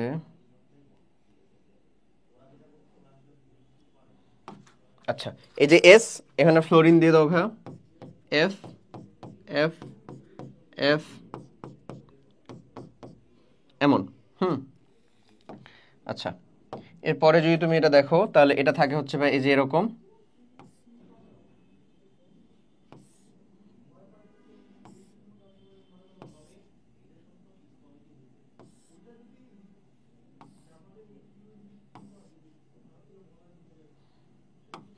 এই যে এমন ঘটে হচ্ছে বন্ধনটা, বুঝছো? এমন, এখানে প্রত্যেকটা অ্যাঙ্গেলই থাকে কত করে বলো ভাই বলো? 90 ডিগ্রি। এটা থাকে হচ্ছে SF6, ঠিক আছে, SF6। এছাড়াও আমাদের যে জৈব আবার বলি জটিল আয়নগুলো আছে, কাইন্ড অফ প্রত্যেকটা জটিল আয়নের ভিতরে প্রত্যেকটা না, যাদেরই সন্নিবেশ সংখ্যা হচ্ছে 6 করে, যেমন আমাদের খুব রিনাউন্ড জটিল আয়ন যেগুলা পটাশিয়াম হেক্সাফেরিসায়ানাইড, হেক্সাফেরোসায়ানাইড, এরা যারা আছে তাদের প্রত্যেকেরই কিন্তু সন্নিবেশ সংখ্যা হচ্ছে কত, 6, এবং ইলেকট্রন বিন্যাস হচ্ছে এরকম মানে ইলেকট্রন বিন্যাস বলি সংকরায়ন এমন থাকে, সেটা অষ্টতলকীয় হয় এবং প্রত্যেকটা কোণই কত হয় এখানে 90 ডিগ্রি হয়। সেখানে আমাদের সঠিক উত্তর হবে কোনটা, আমাদের এই যে সি। আচ্ছা, পরেরটা দেখি আমরা। এই হাইড্রোনিয়াম যৌগের ক্ষেত্রে আমরা বন্ধন কোণের পরিমাণটা কত পাই? হাইড্রোনিয়াম যৌগের ক্ষেত্রে বন্ধন কোণ, তুমি চিন্তা করো ভাই, পানির জন্য বন্ধন কোণের পরিমাণটা কত আসে তুমি জানো, 104 ডিগ্রি। বাট হাইড্রোনিয়াম যৌগ কিন্তু সেরকম না। হাইড্রোনিয়াম যৌগের সংকরায়ন, ঠিক আছে ওটা মানলাম আমি, সংকরায়ন নাম্বার হচ্ছে 4 sp3o, বাট এখানে লন পেয়ার ইলেকট্রনের সংখ্যা, পানিতে যেমন লন পেয়ার ইলেকট্রন 2 জোড়া, এখানে কিন্তু লন পেয়ার ইলেকট্রন 2 জোড়া না, এখানে হচ্ছে 1 জোড়া। কত? 1 জোড়া। এবং সেটার ভ্যালুটা কিরকম আসে, এই যে আমি দেখাই, loan pair electron LPE, loan pair electron, এটার মানটা হচ্ছে হাইব্রিডাইজেশন নাম্বার মানে 4 মাইনাস একযোজি মৌলের সংখ্যা কত, 3 মাইনাস হচ্ছে 0 মানে দ্বিযোজি মৌলের সংখ্যা। তো এখানে আসলে ভ্যালু কত থাকে ভাই, 1। এখানে মাত্র 1 জোড়া লন পেয়ার ইলেকট্রন থাকে। এটার ফিগারটা কেমন হয় জানো, আমি দেখিয়ে দিচ্ছি। এর ফিগারটা থাকে হচ্ছে অনেকটা এরকম, এই যে অক্সিজেন, দেখাই, এই যে হচ্ছে আমাদের হাইড্রোজেন,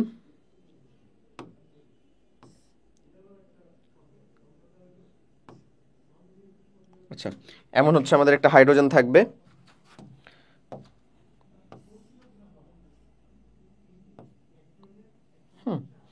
আর মাথার উপরে থাকবে এক জোড়া লন পেয়ার ইলেকট্রন। এই যে আমাদের হাইড্রোজেন, এই যে আমাদের হাইড্রোজেন ভাই, এখানে থাকবে হচ্ছে H+, এমন। বুঝা গেছে? এই ফর্মুলেশনটা খালি এরকম হয়ে থাকে, এমন হয়ে থাকে, বুঝছো? সো এটা দেখো কাইন্ড অফ এই যে এমন ফিগারটা না, NH3 অ্যামোনিয়ার মতন ফিগারটা না ভাইয়া। সো এইটার যে বন্ধন কোণের পরিমাণ কত থাকে, 107 ডিগ্রি, 70 লিখে ফেলছি, 107 ডিগ্রি, সেই অ্যাঙ্গেলটা হয় হচ্ছে এর ভিতরেও। ওকে, সেটার ভ্যালুটা কত, এই যে 107 ডিগ্রি ডি, এমন। আর যদি রেগুলার শেপ হইতো সেটা কত হইতো, যেমন মিথেনেরটা 109.5 ডিগ্রি বা 109 ডিগ্রি 28 মিনিট, এমন হইতো। আচ্ছা, এই হচ্ছে এখানকার ঘটনা ইন ডিটেলস, আশা করি বুঝতে পারছো। চলো আসো পরেরটাতে দেখি নিচের কোন দুইটি মৌলের ভিতরে কর্ণ সম্পর্ক বিদ্যমান। কর্ণ সম্পর্ক আছে এরকম মৌল হচ্ছে আসলে কারা? তো আমি তোমাকে কয়েকটা মৌল লিখি, তারপরে তোমাকে আমি কর্ণ সম্পর্কটা দেখিয়ে দিচ্ছি। হ্যাঁ, ধরে নাও আমি লিখলাম হচ্ছে, প্রথমে আমরা শুরুই করব হচ্ছে 2 নাম্বার গ্রুপ থেকে, সেটা হলো কে ভাই বলো তো, বেরিলিয়াম। তারপরে টাস করে কত চলে যাবে, মধ্যখানে 10টা গ্যাপ হবে বোরন। তারপরে কে যাবে বলো তো ভাই, বেরিলিয়াম বোরন, তারপরে নাইট্রোজেন, বেরিলিয়াম বোরন, তারপরে কি ভাই, কার্বন, নাইট্রোজেন, অক্সিজেন, এরকম ভাবে যাবে। ঠিক এখন ভাবে এটা নিচে লিখে ফেলো, এটা কত, ম্যাগনেসিয়াম, তারপরে অ্যালুমিনিয়াম, এটা হচ্ছে সিলিকন,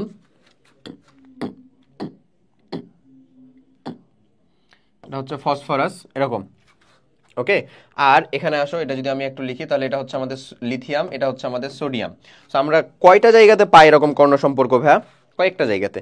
দেখো আমরা জানি কিন্তু একটা জিনিস, যে আমাদের যে পারমাণবিক আকারটা যদি আমি বাম থেকে ডানে যাই তাহলে কমে, উপর থেকে নিচে আসি তাহলে হচ্ছে বাড়ে। তাহলে ধরে নাও বাম থেকে ডানে গেলে যতটুকু কমলো, ওই বরাবরই ওই উপর থেকে নিচে আসলে যদি ততটুকুই বেড়ে যায়, তাহলেই মেইনলি এই কর্ণ সম্পর্কটার উদ্ভব হয়। যেরকমটা ঘটে হচ্ছে এই এক পেয়ারের ভিতরে, এরকমটা ঘটে। হ্যাঁ, এই এক পেয়ারের ভিতরে এটা ঘটে, এই এক পেয়ারের ভিতরে এটা ঘটে, এবং এই এক পেয়ারের ভিতরে এটা ঘটে। এই 3 পেয়ারের ভিতরে এই জিনিসটা ঘটে। লিথিয়ামের সাথে ম্যাগনেসিয়াম তার একটা কর্ণ সম্পর্ক আছে। ওকে, লিথিয়ামের সাথে ম্যাগনেসিয়াম তার একটা কর্ণ সম্পর্ক আছে ভাইয়া, ঠিক আছে?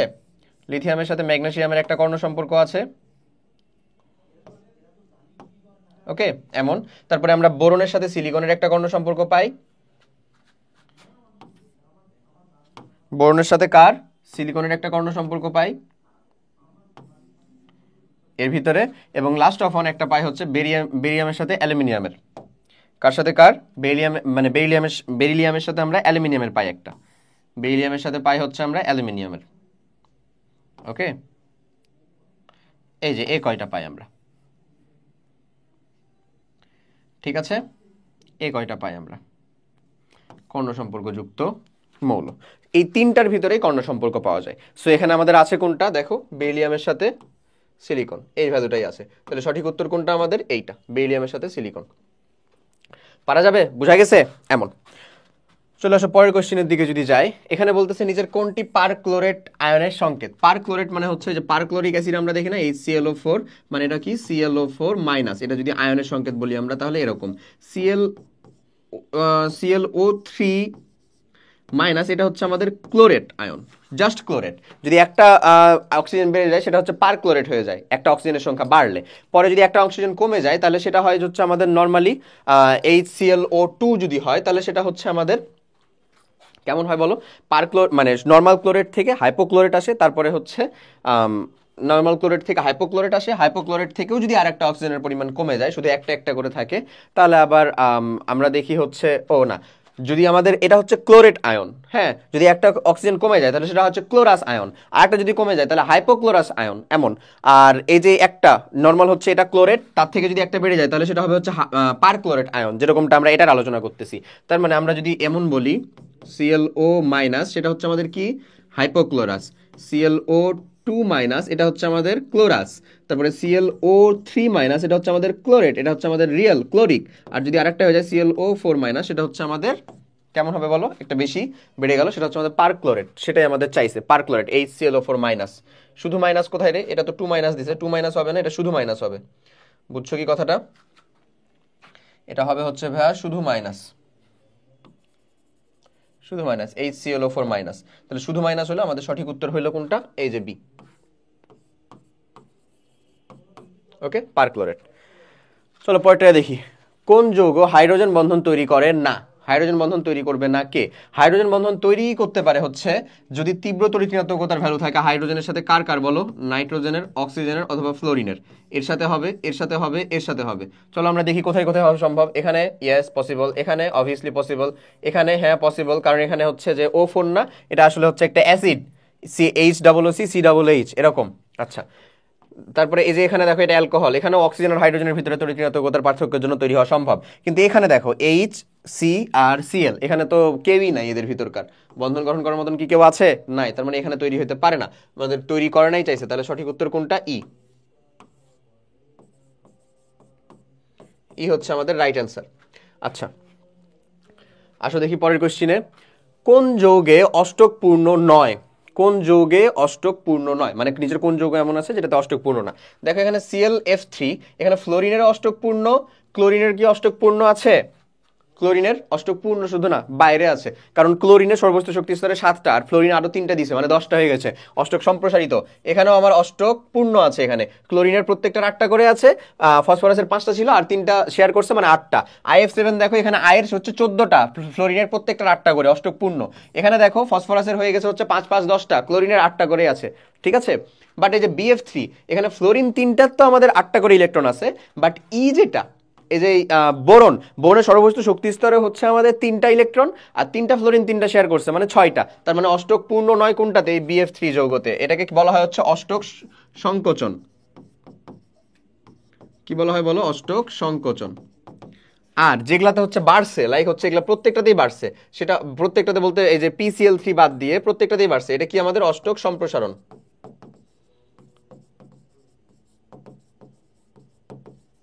সম্প্রসারণ। আচ্ছা আসো, এখানে বলতেছে sp সংকরিত কার্বনের অসংকরিত পি অরবিটাল দ্বয়ের মধ্যবর্তী কোণের মান কত? অসংকরিত পি অরবিটাল দ্বয়ের, এটা মাথায় রাখতে হবে আমাদের, যে যখন একটা এই যে ধরো যেমন অক্সিজেনেরই এই যে বন্ধনটা এরকম ভাবে ঘটে O2 এর ভিতরে এমন, আর আরেকটা বন্ধন এই যে এরকম অক্সিজেনের, এটা আমাদের sp, এটা সংকরিত। আর অসংকরিত পি অরবিটালের ভিতরে যে পাশাপাশি যে বন্ধনটা ঘটে এটা তো আমাদের পাই বন্ধন। তাহলে বলো তো এখানে আসলে অ্যাঙ্গেল কত ক্রিয়েট করতেছে? অবভিয়াসলি তারা 90 ডিগ্রি কোণে আছে, লম্বালম্বি ভাবে আছে, সংকরিত আর অসংকরিত অরবিটালটা, ঠিক আছে। এটা কিন্তু আমাদের পাই বন্ধন, এটা হচ্ছে আমাদের সিগমা বন্ধন, এটা হচ্ছে আমাদের কেমন? পাই বন্ধন। তাহলে আমাদের মধ্যবর্তী কোণটা কত আসলে ভাইয়া? সি বা 90 ডিগ্রি। ক্লিয়ার? আচ্ছা, এরপরে দেখি কোন যৌগ হাইড্রোজেন বন্ধন গঠন করে না। কোন যৌগটা আমাদের হাইড্রোজেন বন্ধন গঠন করতেছে না? আচ্ছা, সো হাইড্রোজেন বন্ধন না গঠন করা যৌগ কে কে আছে এখানে? HF H2, এটা তো আমরা অলরেডি বোধহয় দেখলাম একটা, এই যে এরা করবে, এ করবে, এটা অ্যাসিড, এও করবে, অ্যামোনিয়া নাইট্রোজেনের সাথে তো হাইড্রোজেন বন্ধন করে, তাহলে অপশন এলিমিনেট করেও আমরা সঠিক উত্তর পাচ্ছি হচ্ছে ডি। ইভেন ডিটা কিন্তু হচ্ছে একটা কিটোন, কিটোন না ভাইয়া বলো? কিটোন, এবং কিটোন নিশ্চয়ই কোনো হাইড্রোজেন বন্ধন তৈরি করে না, ডি হচ্ছে আমাদের কিটোন। তাহলে সঠিক উত্তর কোনটা? D, ketone. দেখতেছো এগুলাতেও কিন্তু তোমার হিউজ টাইম বাঁচবে যদি তুমি আসলে সঠিক উত্তরটা করতে পারো এরকম ভাবে। ওকে, দেখি আমরা কি বলতেছে। এই যে ইলেকট্রন বিন্যাস দিয়ে একটা মৌলের সর্ববৈশিষ্ট্য শেলের ইলেকট্রনিক বিন্যাস হচ্ছে কত 4d on 5s2। তো 4d অনটা অবশ্যই আমাদের মানে 3d10 হয়েছিল, ঠিক আছে, তারপরে 4s2, তারপরে হচ্ছে আমাদের অবশ্যই 4p6, মানে এটা এদুক পর্যন্ত কত আমাদের বলো তো 36। 36-এর পরে হচ্ছে +2 + 1, মানে আসলে কত 39 বা 39। 39 পারমাণবিক সংখ্যা বিশিষ্ট। আণবিক সংখ্যা কত বা পারমাণবিক সংখ্যা কত সেটাই চাইছে। কত বলো 39। বুঝা গেছে আমরা কতদূর পর্যন্ত করলাম? কারণ ওই যে আমরা তো জানি 4s2 4p6 এটা আমাদের চতুর্থ পর্যায়ের মৌলের যেটা নিষ্ক্রিয় গ্যাস তার সর্ববৈশিষ্ট্য শক্তি স্তরের ইলেকট্রন বিন্যাস। সো সেটুকু কমপ্লিট করার পরেই তো হচ্ছে আমার 5s2 তে যাবে, তারপরে 4d1 এ যাবে এমন। সো এটা কত আমাদের 39 পারমাণবিক সংখ্যা বিশিষ্ট একটা মৌল। ওকে, আচ্ছা আসো পরের কোশ্চেনে যাই। NH4 আয়নের আকৃতিটা কেমন হবে? সো আমরা এটার ওই যে ভ্যালেন্স ইলেকট্রনটা বের করি, হাইব্রিডেশন নাম্বারটা। এটা সরল মানে চতুস্থলকীয় বা টেট্রাহেড্রাল হওয়ার কথা। চলো সেটা বের করে দেখি। সর্ববৈশিষ্ট্য শক্তি স্তর নাইট্রোজেনের কেন্দ্রীয় মৌলের মানে কেন্দ্রীয় মৌলের সর্ববৈশিষ্ট্য শক্তি স্তরের ইলেকট্রন কয়টা 5টা, প্লাস একযোজী মৌলের সংখ্যা কয়টা 4টা, ক্যাটায়ন আছে -1, ক্যাটায়নের চার্জটা মাইনাস হয়ে যায়, অ্যানায়নের চার্জটা যোগ হয়, অ্যানায়ন তো নাই। সো সঠিক উত্তরটা হচ্ছে আমাদের কত 8/2 মানে হচ্ছে 4। লন পের ইলেকট্রন আছে সেটা বের করে দেখি আসো। লন পের ইলেকট্রন হাইব্রিডাইজেশন নাম্বার লাগে আমাদের 4 মাইনাস একযোজী মৌলের সংখ্যা 4 মাইনাস দ্বিযোজী মৌল নাই, মানে লন পের ইলেকট্রন হচ্ছে 0। তার মানে শেপ হচ্ছে রেগুলার। এই যে 4 সংকরায়নের জন্য সেটা শেপটা কেমন হয়, sp3 সংকরায়ন হয়, শেপটা হয় হচ্ছে আমাদের টেট্রাহেড্রাল বা চতুস্থলকীয়, সুষম চতুস্থলকীয়।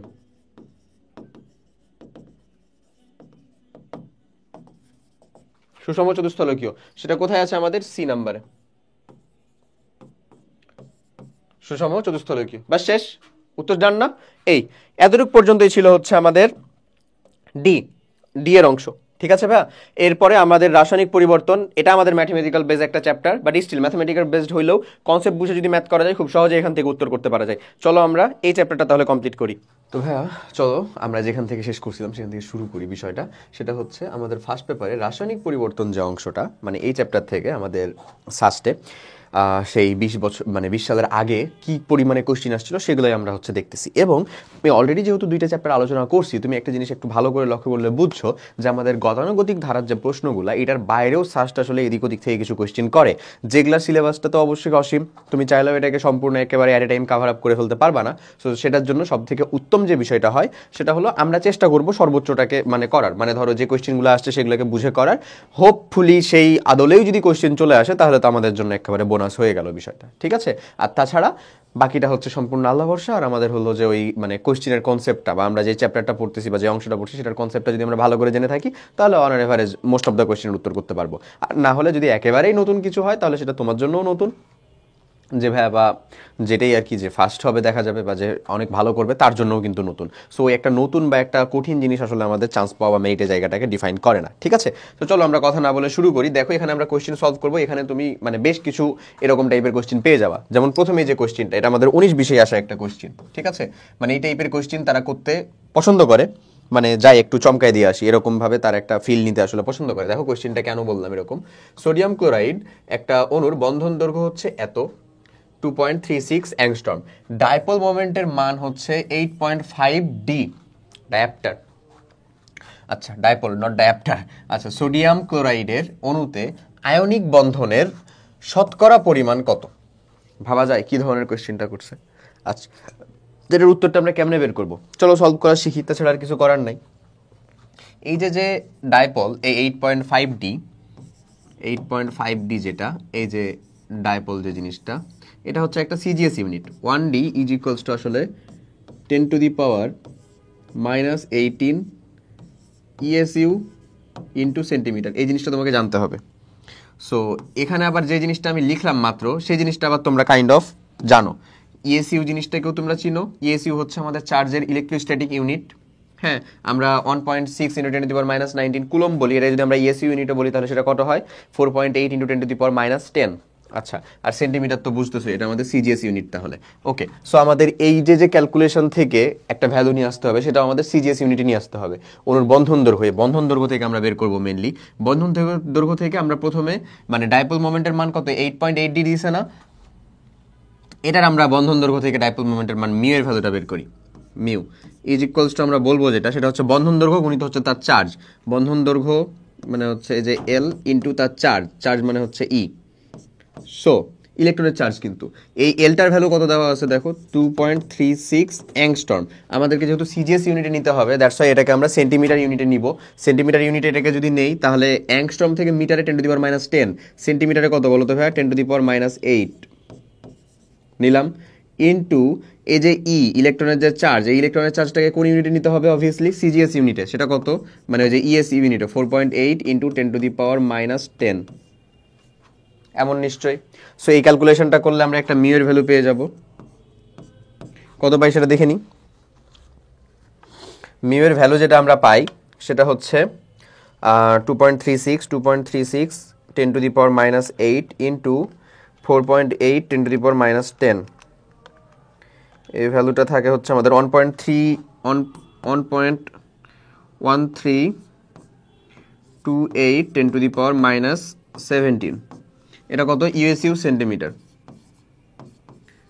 ঠিক আছে, এখান থেকে যদি আমরা এটাকে ডায়াপ্টারে নিয়ে যেতে চাই তাহলে আমরা কি করতে হবে, এইটা থেকে এইটাতে কনভার্ট করার জন্য আমাদের যে কাজটা করতে হবে সেটা হলো ওই এই যে এটাকে আমরা ডায়াপ্টারে নিয়ে যাব কনভার্ট করব, ডায়াপ্টার আবার বলি কি ডাইপোলে কনভার্ট করব। সো আমরা এটাকে বলবো হচ্ছে এটা সমান আমরা মিউ, এটাকে যদি আমরা 10⁻18 দ্বারা ভাগ করে দিই তাহলে আমাদের এটা চলে আসে, তাই না? এটাকে যদি আমরা নিয়ে চলে আসি হচ্ছে 10⁻18 দ্বারা ভাগ 10⁻18 দ্বারা ভাগ, তাহলে আমি এখানে ভ্যালুটা এবার লিখতে পারবো কত ডায়াপ্টার দিয়ে, মানে এটাকে 10⁻18 দ্বারা ভাগ করো তাহলে চলে আসবে হচ্ছে ভাই 11.328D। তাহলে এবার আয়নিক বৈশিষ্ট্য, এবার তুমি আরামসে এটা লিখতে পারো আয়নিক বৈশিষ্ট্য। হ্যাঁ, আয়নিক বৈশিষ্ট্য, তাহলে আমি এখানে এখন লিখবো আয়নিক বৈশিষ্ট্য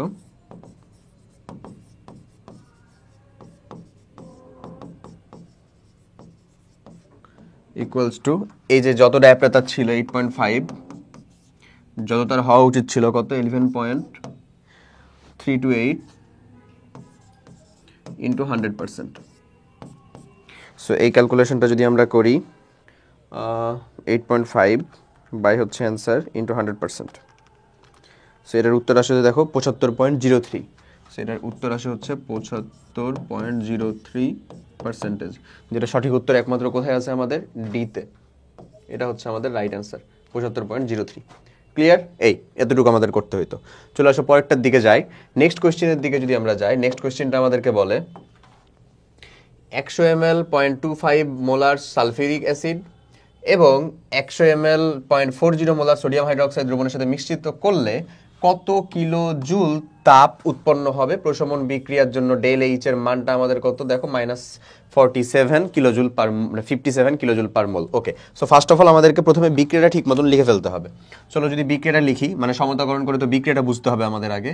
চলো আমরা আগে বিক্রিয়াটা লিখি। সালফিউরিক অ্যাসিড H2SO4, আমরা জানি এই বিক্রিয়াটা করলে কি হবে, প্লাস হচ্ছে সোডিয়াম হাইড্রোক্সাইড, সমতাকরণ যেহেতু করতেই হবে আমরা একবারই সমতাকরণ করে ফেলি। ঠিক আছে ভাইয়া?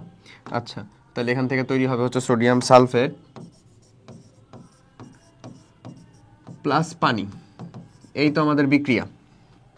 সো আশা করা যায় এখানে সামনে একটা 2 হবে, তাহলে আমাদের মিলে গেছে সমীকরণটা। আচ্ছা, তো এখন দেখো এটার 1 মোল এটা 2 মোলের সাথে বিক্রিয়া করে, দ্যাটস ওয়াই আমি প্রথমে এই দুজনের ভিতর থেকে লিমিটিং বিক্রিয়ককে তাকে বের করে ফেলবো। ঠিক আছে? আচ্ছা, লিমিটিং বিক্রিয়ক বের করার উপায়টা কি, ওই যে এন অফ এ বাই হচ্ছে তার সহগ এ, ওই উপায় দিয়ে লিমিটিং বিক্রিয়ক বের করার উপায়টা হচ্ছে N of sulphuric acid H2SO4 মানে H2SO4 এর মোল বাই হচ্ছে তার সামনের সহগ, আবার এন অফ সোডিয়াম হাইড্রোক্সাইডের মোল বাই হচ্ছে তার সামনের সহগ। ঠিক আছে? সো এটা এখানে যেটা বেশি হবে সে অবশিষ্ট থাকবে এই দুইটা ভ্যালুর ভিতরে। এই যে দুইটা ভ্যালু আমরা বের করব, যে বেশি হবে সে অবশিষ্ট থাকবে। তো এর ভ্যালু যদি বের করি তাহলে এটা কত, মানে এই এন এর ভ্যালু আমাদের গিভেন ভ্যালুগুলো দেওয়া আছে, মোলারিটি দেওয়া, আয়তন দেওয়া, তাহলে এস ইন্টু ভি দিয়েই করবো। সো মোলারিটি মানে হচ্ছে এস এর ভ্যালু হচ্ছে 0.25 ইন্টু ভলিউম হচ্ছে 0.1 বাই হচ্ছে 1 এই ভ্যালু।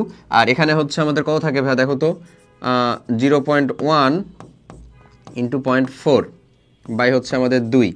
সো স্পষ্টত দেখাই যাচ্ছে এটা হবে হচ্ছে আমাদের কত 0.025 এমন ভ্যালুটা থাকতেছে। এখানে ভ্যালুটা কত থাকতেছে আমাদের, এখানে ভ্যালুটা থাকে হচ্ছে 0.04 মানে 0.02। তার মানে বড় কোনটা ভাইয়া বলো তো?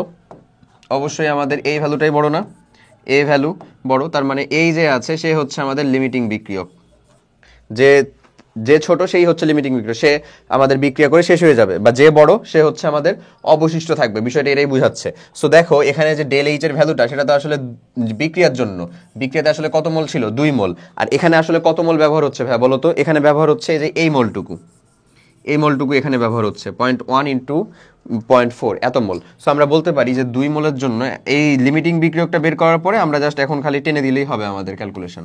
সো আমরা এখন বলবো যে 2 মোলের জন্য লিখি তাহলে আমরা ইকুয়েশনটা, 2 মোলের জন্য বিক্রিয়া তাপ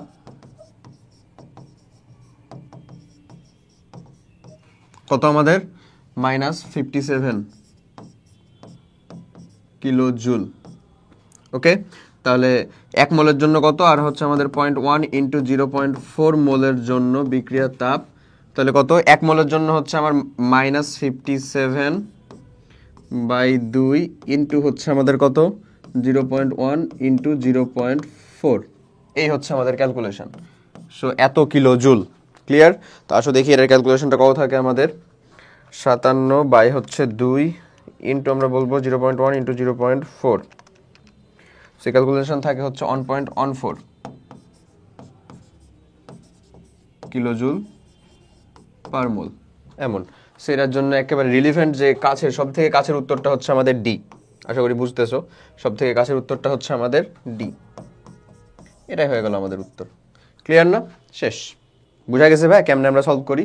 দেখো তুমি নিশ্চয়ই মানে ক্যালকুলেশনগুলো ধরলেই বুঝতে পারতেছো যেটা আমাদের গতানুগতিক ধারার ম্যাথ বা যে নিয়মগুলো দেওয়া হয় সেগুলো দিয়ে আসলে হচ্ছে না। এখানে ভেতরে বা প্যাচের একটু ক্যালকুলেশন আছে আসলে। আচ্ছা চলো তাহলে পরের কোয়েশ্চেনের দিকে যাই। ওকে, এটা হচ্ছে তোমাদের এই সিলেবাসের অন্তর্ভুক্ত কোয়েশ্চেনের পার্ট থেকে না, বাট সাস্টের কথা বলা যায় না ভাই, সে কোয়েশ্চেন আসলে রিলেভেন্সি নিয়ে আসতে যে দিয়ে দিতে পারে। এখানকার যে ম্যাথটা সেটা তোমাদের এই সিলেবাসের অন্তর্ভুক্ত অংশ থেকে না আসলে, এটা সত্য।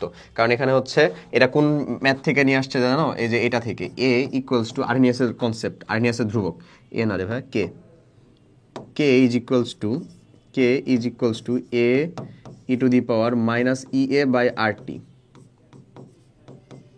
এই কনসেপ্ট থেকে নিয়ে আসছে, -EA/RT এই কনসেপ্ট থেকে নিয়ে আসছে তারা। হ্যাঁ, এখানে এটা হচ্ছে আর্হেনিয়াসের কনস্ট্যান্ট, কেটা হচ্ছে আমাদের বিক্রিয়া ধ্রুবক, আর এখানে ই হচ্ছে এক্সপোনেনশিয়াল ফাংশন আর কি, লনের বিপরীত যেটা। আর এই এখানে হচ্ছে আমাদের ই, এটা হচ্ছে অ্যাক্টিভেশন এনার্জি, আর তো হচ্ছে মোলার গ্যাস ধ্রুবক, টি হচ্ছে টেম্পারেচার। সো এখানে যদি আমরা বোথ সাইডে লন নেই, যে কোনো একটা, আমরা জানি যে টেম্পারেচারের উপরই একমাত্র আমাদের কার ভ্যালুটা নির্ভর করে, একটা বিক্রিয়া ধ্রুবক কে এর মানটা শুধুমাত্র টেম্পারেচার বা আমাদের তাপমাত্রার উপর নির্ভর করে, আর কার উপর নির্ভর করে না। আর অন্য যে কেউ তুমি পরিবর্তন করো, চাপ, ঘনমাত্রা, প্রভাবক যাই পরিবর্তন করো না কেন, কে এর মানের কোনো পরিবর্তন হবে না। ঠিক আছে? সো এই বিক্রিয়া থেকে আমরা এই দুইটা বিক্রিয়া থেকে এরকম ভাবে দুইটা ইকুয়েশন লিখতে পারি। লন K2/K1 একটা নির্দিষ্ট বিক্রিয়ার জন্য, T1 বিক্রিয়ার জন্য যদি K1 টেম্পারেচার হয়, এবং মানে সরি T1 টেম্পারেচারের জন্য যদি ধ্রুবক আমার K1 হয়, বিক্রিয়ার হার ধ্রুবক, T2 এর জন্য যদি K2 হয়, তাহলে আমরা লিখবো হচ্ছে ln K2/K1 is equals to EA/R 1/T1 minus 1/T2। এই ভ্যালুটা লেখা যায়, বুঝছো? যদি মাইনাস আমরা সামনে না নেই তাহলে, আর যদি তুমি মাইনাস সহই কমন নিয়ে নাও তাহলে এ পাশেও K2 সামনে, এখানেও K2টা সামনে থাকবে। বিষয়টা জাস্ট এরকম। আমরা কি করছি, এখানে বোথ সাইডে একটা K1 এর জন্য নিছি, একটা ভ্যালু নিয়েছি, দিয়ে লন নিয়েছি, আবার একটা হচ্ছে T1 এর জন্য K1, T2 এর জন্য K2, তারপরে দুইটাকে মাইনাস করে দিয়েছি। দুইটাকে মাইনাস করে দিলে এরকম একটা সমীকরণ দাঁড়ায়। ঠিক আছে? আমরা আসলে 2 - 1 করে দিয়েছি, তো 2 - 1 করে দিলে একটা পজিটিভ হয়ে যায়, যেটা আমরা এরকম ভাবে। এখন এখান থেকে আমাদের বলেছে দেখো 37°C টেম্পারেচারে বেগ ধ্রুবকের মান 27°C টেম্পারেচারে বেগ ধ্রুবকের মানের দ্বিগুণ। মানে 37°C টেম্পারেচারটাতে হচ্ছে দ্বিগুণ, ওটাতে বেশি। তার মানে ধরো আমরা T1 যদি বলি, সেটা হচ্ছে আমাদের 27°C টেম্পারেচার, মানে সেটা আসলে হচ্ছে আমাদের 300 কেলভিন। 300 কেলভিন টেম্পারেচারে এই K1 এর ভ্যালুটা হচ্ছে যদি K হয়, তাহলে আমরা বলবো T2, বা যেটা আমাদের 37 বা 310 কেলভিনে, তাহলে সেখানে K2 এর ভ্যালুটা হবে কত আমাদের 2K। এমন এমন না? তাহলে আমরা এখানে এই ইকুয়েশনটাকে এরকমভাবে ফর্মুলেশন করতে পারি। দেখো তো কীরকমভাবে, আমাদেরকে ই এর ভ্যালু লাগবে কিন্তু, ঠিক আছে? চাইছে কি সক্রিয়ণ শক্তির মান না ই এ। তাহলে আমরা একবারে এই ক্যালকুলেশনটা কীরকমভাবে বলবো দেখো, লন তাহলে 2k বাই হচ্ছে k is equals to e A activation energy by হচ্ছে আমাদের আর 8.314 1 বাই কত হবে, এটা যেহেতু ছোটোটা সেটা কত 300 মাইনাস 1/310। এই ক্যালকুলেশন এখান থেকে যদি আমরা ই এর মানটা বের করি তাহলে কি হবে বলো তো, এই যে লন 2 এর সাথে এই 8.314টা গুণ, তারপরে এই টোটালটুকু তার দিয়ে ভাগ। তাহলে এটাকে যদি আমরা একবারে লিখি তাহলে লিখতে পারি হচ্ছে লন 2 এর সাথে আমাদের কত 8.314টা গুণ, 8.314 এটা ভ্যালুটা গুণ, তারপরে নিচে আমরা ভাগ করে দিব 300 ইনভার্স মাইনাস হচ্ছে আমাদের 310 ইনভার্স। এর ভ্যালুটা আসে হচ্ছে ভ্যা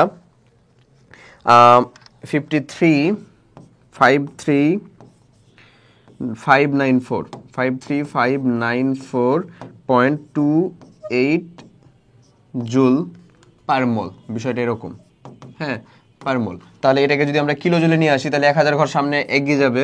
এখানে দেখো কত কিলো জুল পার মোলে বলছে, কিলো জুল, তাহলে এখানে দশমিকটা এখানে চলে আসবে। তাহলে 53.59428 কিলো জুল পার মোল। এই হয়ে গেল আমাদের সঠিক উত্তর। তাহলে এই যদি আমাদের সঠিক উত্তর হয় সেটা আসলে আসে কোথায়, এই যে আমাদের এইখানে রিলেভেন্ট উত্তর ই। ক্লিয়ার? বুঝতে পারা গেছে? এই কাজই করছি, ঠিক আছে ভাই? ওকে, চলো আমরা পরের কনসেপ্টের দিকে একটু এগোই।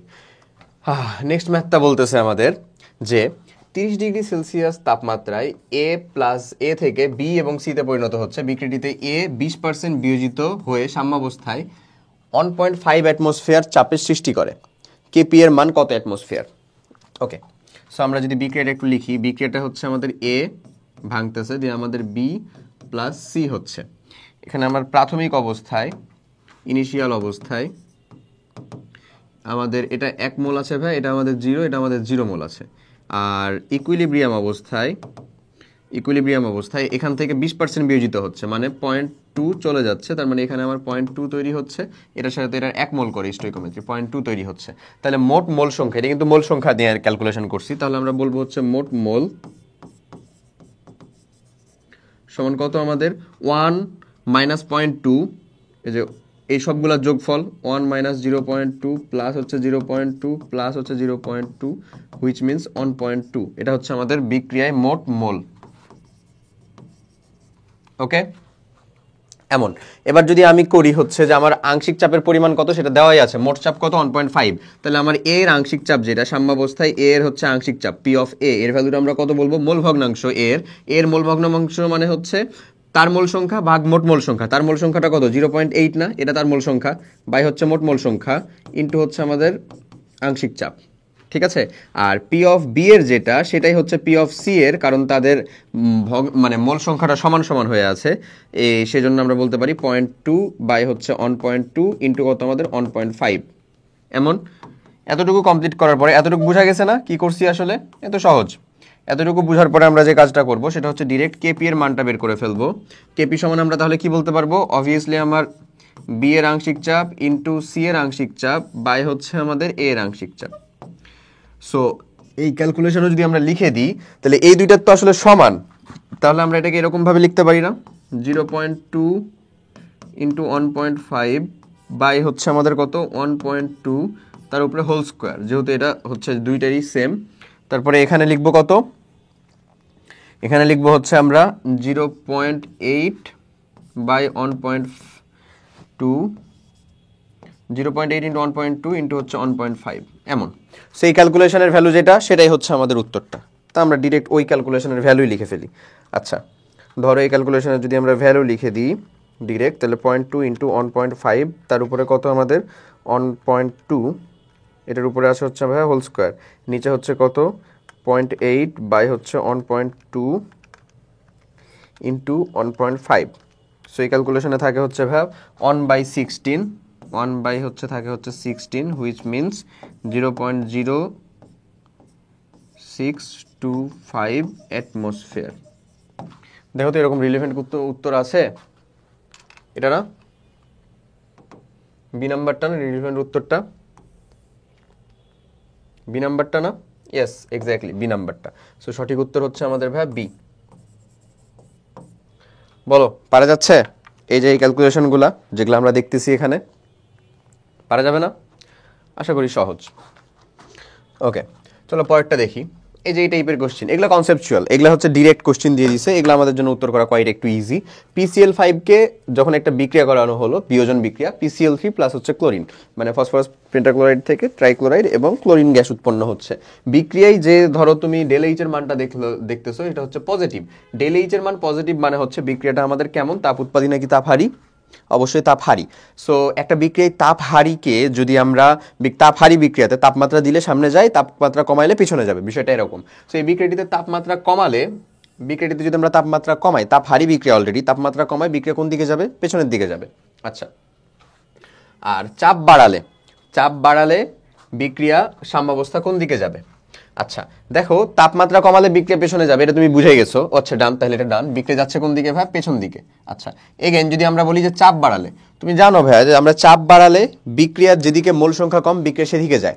তো এদিকে দেখো মোল সংখ্যা হচ্ছে এই পাশে, উৎপাদে হচ্ছে আমাদের মোল সংখ্যা 2, এই 1 প্লাস 1 2, এখানে কত? 1। তার মানে চাপ বাড়ালেও যেদিকে কম সেদিকে যাবে, মানে বাম দিকেই যাচ্ছে। মানে দুইটা কাজেই বিক্রিয়া বাম দিকে সরতেছে।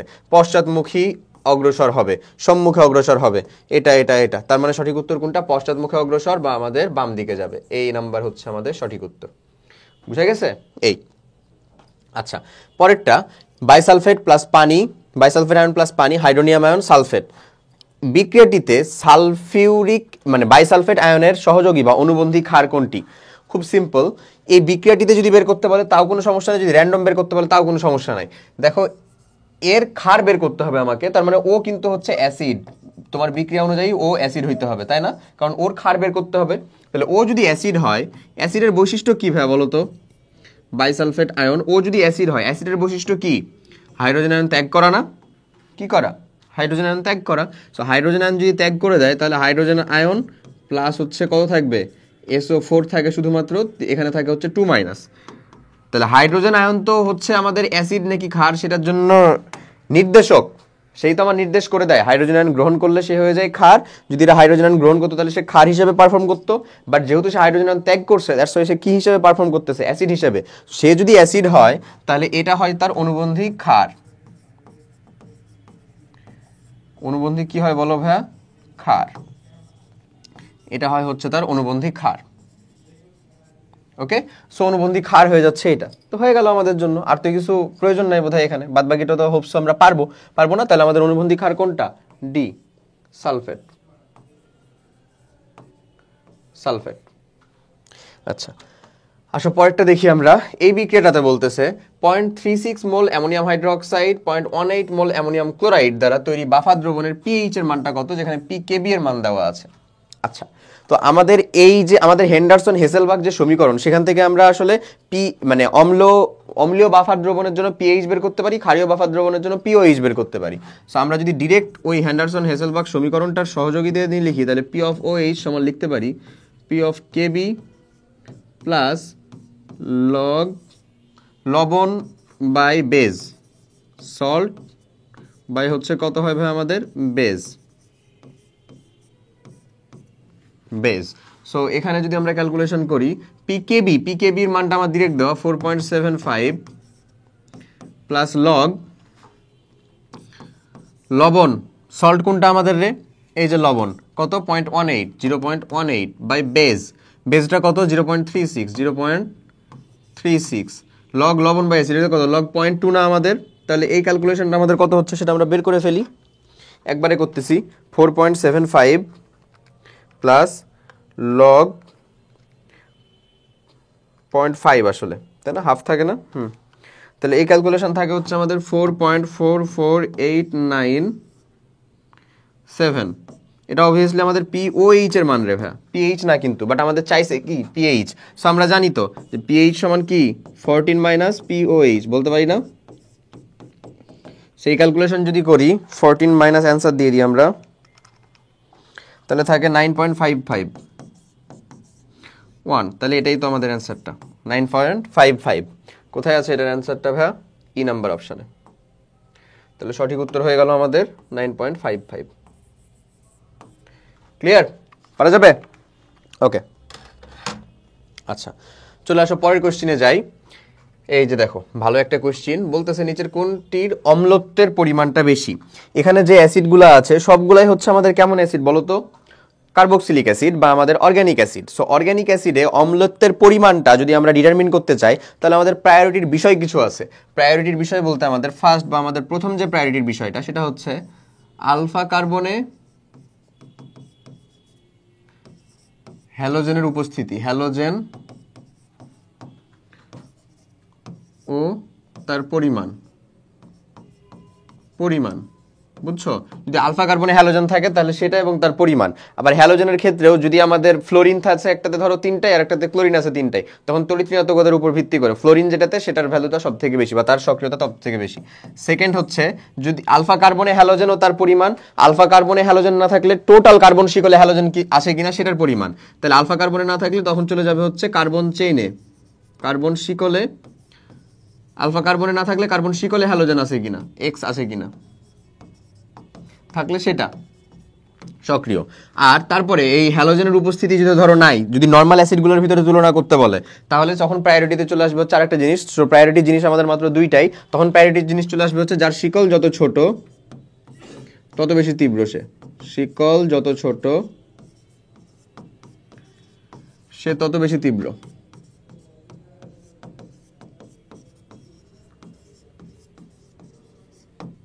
যার শিকল যত ছোট সে তত বেশি আসলে কেমন, তীব্র। তাহলে এখানে দেখি আমরা, চলে আসো আমাদের কার্বক্সিলিক গ্রুপটা যেই কার্বনের সাথে যুক্ত সেটাই তো তার আলফা। এই যে এখানে যেমন এই আলফা, ডিফারেন্ট একটা কালার নেই, হ্যাঁ, এখানে যেমন হচ্ছে এই হচ্ছে আমাদের আলফা কার্বন, এখানে এই আমাদের আলফা কার্বন, এখানে এই হচ্ছে আমাদের আলফা কার্বন, এই হচ্ছে আলফা কার্বন, এই হচ্ছে আলফা কার্বন। আচ্ছা দেখো ভাইয়া, এই আলফা কার্বনের দিকে যদি আমরা লক্ষ্য করি, তাহলে এখানে দেখবো এই আলফা কার্বনে আসলে কোনো নাই, এটার ভিতরে তো হ্যালোজেনই নাই। এগুলাতে তো হ্যালোজেন আছে, আছে, আছে, তাই না? এটার ভিতরে তো হ্যালোজেনই নাই, এই যে এটার ভিতরে হ্যালোজেনই নাই, সরি প্রথমটাতে, তার মানে ওটা তো বাদ। আচ্ছা এইখানে দেখো, এটাকে আমরা বাদ দিচ্ছি পরের দ্বিতীয় নাম্বারটাকে, কেন? কারণ এখানে এই কার্বনে আসলে হ্যালোজেনটা নাই। এখানে এই যে এই কার্বনে আসলে হ্যালোজেনটা নাই, এই কার্বনে দেখো দুইটা হাইড্রোজেন, এই কার্বনে আসে হচ্ছে হ্যালোজেন, বাট এগুলাতে প্রত্যেকটাতে আলফা কার্বনে হ্যালোজেন আছে। এই প্রত্যেকটাতে দেখো ভাইয়া আলফা কার্বনে হ্যালোজেন আছে, আলফা কার্বনে হ্যালোজেন আছে। আচ্ছা তাহলে আমাদের এও বাদ গেল, এও বাদ গেল। এবার এই তিনটার ভিতরে যখন তুলনা করব, তখন আমি দেখব যে আলফা কার্বনে হ্যালোজেন আছে, এখানে বিটা কার্বনে মানে পাশের কার্বনে হ্যালোজেন আছে, কিন্তু এখানে আলফা কার্বনে হ্যালোজেন থাকার পরে পাশের কার্বনে হ্যালোজেন না, মিথাইল গ্রুপ আছে। তার মানে এও চলে গেল হচ্ছে আমার বাদ, কারণ এগুলাতে আমার তাহলে দুইটা করে হ্যালোজেন আছে। ঠিক আছে, এখন আমরা কাকে প্রায়োরিটি বেশি দিব, যে আলফা কার্বনে যার কাছে ফ্লোরিন আছে তাকে, নাকি আলফা কার্বনে যার কাছে ক্লোরিন আছে তাকে? উত্তরটা হচ্ছে অবশ্যই আলফা কার্বনে যার কাছে ফ্লোরিন আছে তাকে। কেন? কারণ কারণ আলফা কার্বনে ফ্লোরিন, ওটাই তো বললাম যে যদি একাধিক হ্যালোজেন উপস্থিত থাকে, হ্যাঁ ধরে নাও যদি যৌগটা এরকম হয় CF3COOH এরকম, আর একটা হচ্ছে CCl3COOH এরকম, তাহলে কোনটা বেশি তীব্র হবে বলো? এইটা। ক্লিয়ার? দ্যাটস ওয়াই তাহলে সেই অনুযায়ী সঠিক উত্তর আসতেছে আমাদের কোনটা? সি নাম্বারটা। সঠিক উত্তর আসতেছে কোনটা ভাইয়া বলো? সি নাম্বারটা। ক্লিয়ার তো? এরকম। আচ্ছা আশা করি বুঝতে পারছো। চলো পরের কোশ্চেনের দিকে যাই। নেক্সট কোশ্চেনটা আমাদের বলতেছে, রাসায়নিক বিক্রিয়ায় কোনো একটা বিক্রিয়ার ঘনমাত্রা 0.8 থেকে 0.2 হতে 0.8 ঘনমাত্রা 0.8 হতে 0.2 হতে 2000 সেকেন্ড সময় লাগলো, বিক্রিয়ার গড় হার কত? এটা খুবই সহজ। বিক্রিয়ার হারকে আর দ্বারা প্রকাশ করতে গেলে আমরা ডেল অফ এক্স মানে ঘনমাত্রার পরিবর্তন বাই হচ্ছে del of T. So del of এক্সটা আসলে কত? 0.8 থেকে 0.2তে আসলো, সময় কত লাগলো আমাদের? 2000। তাহলে আমরা এখানে বলবো হচ্ছে আসলে গড় হারটা কত ভাই বলো তো? 0.6 ভাগ হচ্ছে আমরা 2000, সেই ভ্যালুটা আসে 3 × 10⁻⁴ মোল পার লিটার পার সেকেন্ড। এই তো এটা কোথায় আছে রে? এ 3 × 10⁻⁴ এ। ওকে, এই যে এ। আচ্ছা চলো পরের কোশ্চেনে দেখি। একটা কোশ্চেন বলতেছে 27°C তাপমাত্রায় সাম্য ধ্রুবক কেসি এর মানটা হচ্ছে 0.28, তাহলে কেপি এর মানটা কত এই রাসায়নিক বিক্রিয়ার জন্য? আমরা জানি আসলে একটা জিনিস, সেটা হচ্ছে আমাদের KP is equals to KC RT⁴ del n। এমন না, এমন। সো ফার্স্ট অফ অল আমাদেরকে ডেল এন এর ভ্যালুটা বের করতে হবে আগে। ডেল এনটা কি? ডেল এন বিক্রিয়কের মোল সংখ্যা মাইনাস উৎপাদের মোল সংখ্যা। সো বিক্রিয়কের মোল সংখ্যা কত দেখো, শুধু গ্যাসকে কাউন্ট করবো, সবাই যেহেতু গ্যাস, মানে বিক্রিয়ক আছে 3, উৎপাদে আছে হচ্ছে 5, তাহলে 3 মাইনাস 5 হুইচ মিনস -2। আচ্ছা, সো আমাদের কেসি এরই ভ্যালু দেওয়া, আমাদের কেপি এর ভ্যালু লাগবে। So KC is equals to, তাহলে আমি আরটি তার উপরে স্কোয়ার বলে দিতে পারবো, পারবো না? পারবো। কেসি এর মানটা কত আমাদের বলো? 0.28, আর টিটার ভ্যালু হচ্ছে 0.0821, যেহেতু আমরা অ্যাটমসফিয়ার এককে লিখতে যাচ্ছি এটাকে, ঠিক আছে, ইন্টু হচ্ছে কত, কত ডিগ্রি সেলসিয়াস টেম্পারেচারে দেওয়াই আছে 27 ডিগ্রি, মানে 300, তার উপরে স্কোয়ার। চলো এই ভ্যালুটা লিখে ফেলি, তাহলে তো হয়ে যায় 0.28 বাই হচ্ছে 0.0821 ইন্টু হচ্ছে 300 তার উপর স্কোয়ার। সেই ভ্যালুটা থাকে 4.61, 10 টু দি পাওয়ার -4, 4.61 মানে 10 টু দি পাওয়ার -4, 4.62 একই কথা তুমি বলতে পারো, এটিএম, অ্যাটমসফিয়ার। ওকে, এবং এটা হচ্ছে অ্যাটমসফিয়ার ইনভার্স 2, এমনই থাকে না? তাহলে সঠিক উত্তর থাকে হচ্ছে এইটা, এ। বুঝা গেছে না ভাইয়া? ক্লিয়ার? ওকে, এমন। আসো নেক্সট কোশ্চেনে দেখি।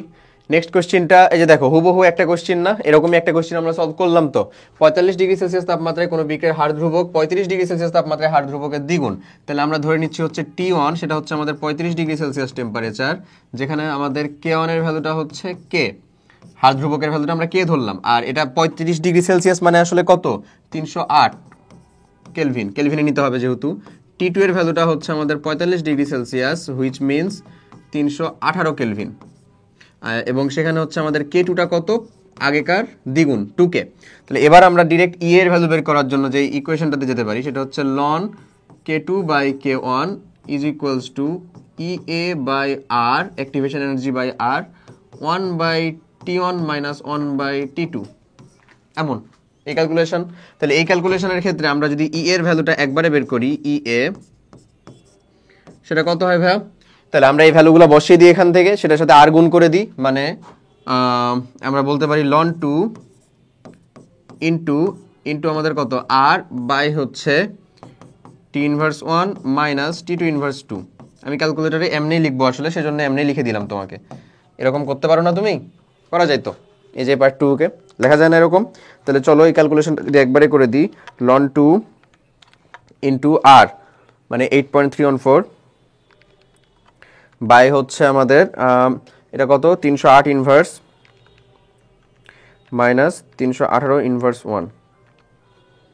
সো এই ভ্যালুটা থাকে হচ্ছে আমাদের 56.443 কিলোজুল পার মোল, একবারে যদি হিসাব করে নিই কিলোজুল পার মোল, তাহলে এটা কত থাকে আমাদের 56 পয়েন্ট, এই যে বি অ্যান্সার। পারা যাবে না ভাইয়া? আশা করি পারা যাবে। আচ্ছা, পরের কোশ্চেনটা আমাদের বলতেছে যে সোডিয়াম হাইড্রোক্সাইডের 0.1% জলীয় দ্রবণের পিএইচ কত। সো 0.1% যেটা মানে পার্সেন্টেজ থেকে আমাদের এই যে ঘনমাত্রা বের করার উপায়টা হচ্ছে ভর গুণিত মোলারিটি পার্সেন্টেজ গুণিত হয় হচ্ছে 10। এটা হয় হচ্ছে আমাদের শর্টকাট ফর্মুলা। তুমি চাইলে আমাদের মানে ইঞ্জিনিয়ারিং অ্যাডমিশন ক্লাসের যে থিওরির ভিতরে এটা পরিমাণগত রসায়নের ভিতরে দেখানো আছে, সো ওখান থেকেও তুমি এটা করে নিতে পারবা। সো এটা কি বললাম, একটা হচ্ছে আণবিক ভর, একটা হচ্ছে মোলারিটি। আমরা মোলারিটি বের করবো, সোডিয়াম হাইড্রোক্সাইডের আণবিক ভর কত, 40, ওটাকে রাখো। পার্সেন্টেজ কত বলছে, 0.1 না, তাহলে 0.1 গুণিত 10 ভাগ হচ্ছে 40, হুইচ মিনস 1/40, মানে যেটার মানে হচ্ছে আসলে 0.025, তাই না? 0.025 এত মোলার। তো এত মোলার সোডিয়াম হাইড্রোক্সাইডের জন্য পিএইচ এর মান কত? পিএইচ এর মানটা ডিরেক্ট হবে হলো যদি আমরা বলি তাহলে 14 মাইনাস পি অফ ওএইচ, তাহলে 14 আর মাইনাস পি অফ ওএইচ মানে হচ্ছে মাইনাস লগ অফ হাইড্রোক্সিল আয়নের ঘনমাত্রা, যেটা হচ্ছে 0.025, একবারে করতেছি, ঠিক আছে? তাহলে এটা কত হয়ে যাচ্ছে, 14 প্লাস লগ 025, 12.439, মানে 12.4। সঠিক উত্তর কোনটা? ডি। রাইট অ্যান্সার হচ্ছে আমাদের ডি। ক্লিয়ার ভাইয়া? এই চলো আসো পরের কোশ্চেনটার দিকে যাই। এই যে একটা কোশ্চেন বলছে, এই কোশ্চেনটা হচ্ছে এমন, এই একটা বিক্রিয়া, এই বিক্রিয়াতে কেসি এর মানটা হচ্ছে 0.64, তাহলে এই বিক্রিয়াটাতে ওই একটা বিক্রিয়াকে আমরা হাফ দ্বারা মাল্টিপ্লাই করছি, জাস্ট বুঝছো, হাফ দ্বারা মাল্টিপ্লাই করছি, ওই বিক্রিয়াটাতে কেসি এর মান কত হবে? আচ্ছা, সো একটা জিনিস আমি তোমাকে একটা জিনিস খালি দেখাই, সেটা হলো এই বিক্রিয়াটাতে কেসি এর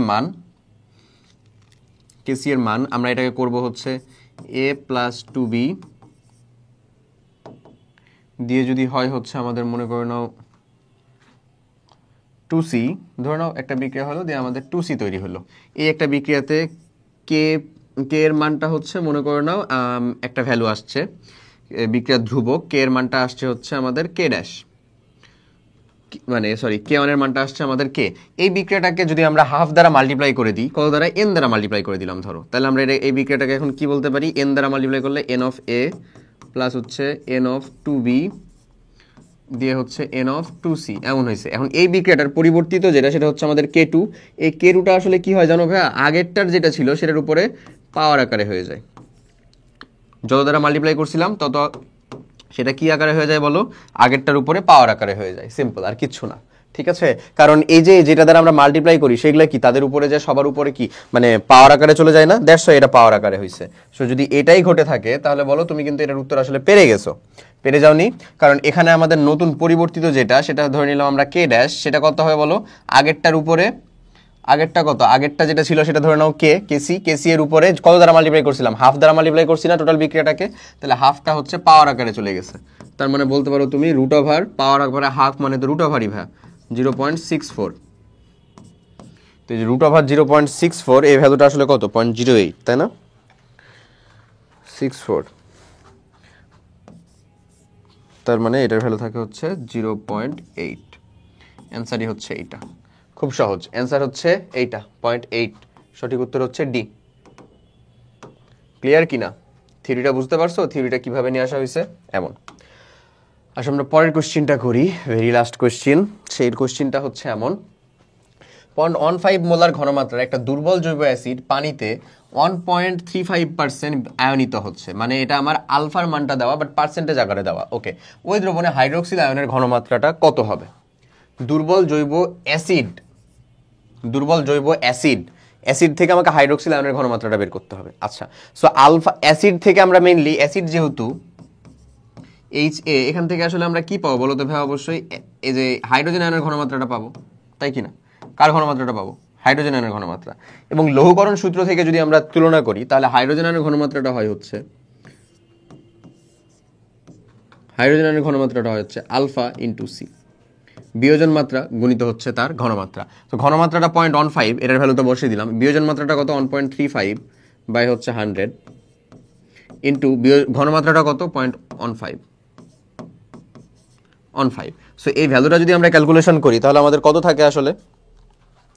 1.35 ইন্টু 0.15 বাই হচ্ছে 100, ক্যালকুলেশন করলে থাকে হচ্ছে 2.025 ইন্টু 10⁻³ মোল পার লিটার এমন থাকে। যেটার একটাও ভ্যালু উত্তরে নাই। কেন থাকবে? কারণ এটা তো আমাদের হাইড্রোজেন আয়নের ঘনমাত্রা, আমার লাগবে কিসের? হাইড্রোক্সিল আয়নের ঘনমাত্রা। সো হাইড্রোক্সিল আয়নের ঘনমাত্রাটাকে আবার আমরা কি বলতে পারি? এমন বলতে পারি না যে হাইড্রোজেন আয়নের ঘনমাত্রা ইন্টু হাইড্রোক্সিল আয়নের ঘনমাত্রা, এর ভ্যালুটা হয় আসলে কত? হাইড্রোজেন আয়নের ঘনমাত্রা ইন্টু হাইড্রোক্সিল আয়নের ঘনমাত্রা, এর ভ্যালুটা থাকে হচ্ছে অলওয়েজ 10⁻14। সো তাহলে হাইড্রোজেন আয়নের ঘনমাত্রা তুমি জানো, হাইড্রোক্সিল আয়নের ঘনমাত্রাটা এখন এখান থেকে বের করতে পারবো না? 10⁻14 বাই হচ্ছে আমাদের কত? এই ভ্যালুটা 2.025 কত? -3। সেই ক্যালকুলেশন যদি আমরা করে ফেলি 10⁻14 বাই হচ্ছে আমাদের অ্যান্সার, সো থাকে হচ্ছে আমাদের 4.9 10⁻12 মোল পার লিটার। বুঝছো? এই যে এগুলা কিন্তু ট্রিক জিনিস, এই জিনিসগুলো একটু মাথায় রেখো। চাইছে কি? হাইড্রোক্সিল দিয়ে রাখছে অ্যাসিড, তাহলে এটা কত আসছে? 4.9 × 10⁻12। কোথায় আসছে সেটা? 4.9 × 10⁻12 999 বিতে। ঠিক আছে, সঠিক উত্তরটা আমাদের কোনটা আসতেছে তাহলে ভাই বলো? B number. ক্লিয়ার? সো আরামসে আমরা বলতে পারি সঠিক উত্তর হচ্ছে আমাদের বি। ইম্পর্টেন্ট। ওকে, সো এই ছিল হচ্ছে এখানকার পর্যন্ত প্রশ্ন ভাইয়া। এই জায়গাগুলো থেকেই আমাদের কোয়েশ্চেনগুলো মেইনলি হয়। তো আমাদের পুরো ফার্স্ট পেপারের লেকচারটা আসলে টোটাল ফার্স্টের যতগুলো কোয়েশ্চেন মানে অ্যানালাইসিসের মাধ্যমে মনে হয়েছে যে হ্যাঁ এই কোয়েশ্চেনগুলো হচ্ছে ইম্পর্টেন্ট, প্লাস শুধু ইম্পর্টেন্ট বলে না, বেশ কিছু কোয়েশ্চেন আসছে যে কোয়েশ্চেনগুলো হচ্ছে লিটারেলি আমার তোমার গদ বাঁধা যে নিয়মে আমরা যে সকল মানে সিলেবাসের অন্তর্ভুক্তিতে যে সকল জিনিসপত্র পড়ি ওই সকল জিনিসপত্রের ভিতরে অন্তর্ভুক্ত না, সেই সকল জিনিসপত্রকে নিয়ে আসার চেষ্টা করা হয়েছে, ঠিক আছে? এবং সেগুলোকে একটু নতুনভাবে বোঝানোর চেষ্টা করা হয়েছে। পিছনে থিওরিটা খুব বেশি আলোচনা করা হয়নি, কিন্তু কোথা থেকে হলো বা কেন হলো সেগুলোকে আলোচনা করার ট্রাই করা হয়েছে। কারণ পেছনের থিওরি নিয়ে আসতে গেলে রীতিমতন দেখা যাবে যে ফুল আরও মানে হচ্ছে যে চ্যাপ্টার তো তুমি পড়তেছো আরও পড়া বাড়তে আছে, সো অতটা বেশি টাইম দিতে হবে ব্যাপারটা এরকম না। কিন্তু তাই বলে আমরা সাস্ট যে যেরকমভাবে কোয়েশ্চেন করে একটু হচ্ছে যে ধরো মানে নিয়মের ভিতরে ব্যতিক্রম ঢুকানোর চেষ্টা করে, সো ওটাকে একেবারে নেগলেটও করতে পারি না আমরা, ঠিক আছে? সো যাই হোক, আশা করি মানে কোশ্চেন ব্যাংক সলভ করলে একটা আলাদাভাবে আসলে একটা কনফিডেন্স কাজ করে। সেই কনফিডেন্টের উপর ভিত্তি করে, ওভার কনফিডেন্ট না, সেই কনফিডেন্টের উপর ভিত্তি করে কাইন্ডলি প্রিপারেশন নিতে থাকো। প্রিপারেশন নেওয়ার পরে যাও আল্লাহর নাম নিয়ে, সৃষ্টিকর্তার উপর ভরসা রেখে, বাকিটা আল্লাহ ভরসা, বাকিটা যেরকমভাবে আসবে সেটা ইনশাল্লাহ ট্যাকেল দেওয়া যাবে, ঠিক আছে? তো সবাই ভালো থাকো, সুস্থ থাকো, প্রিপারেশন নিতে থাকো। পরীক্ষা খুব কাছাই গেছে এবং হোপসো আমি আমার অন্তঃস্থল থেকে দোয়া করবো তুমি যেন তোমার কাঙ্ক্ষিত জায়গার ভিতরে পৌঁছাতে পারো। সবাই ভালো থাকো, আল্লাহ হাফেজ, আসসালামু আলাইকুম।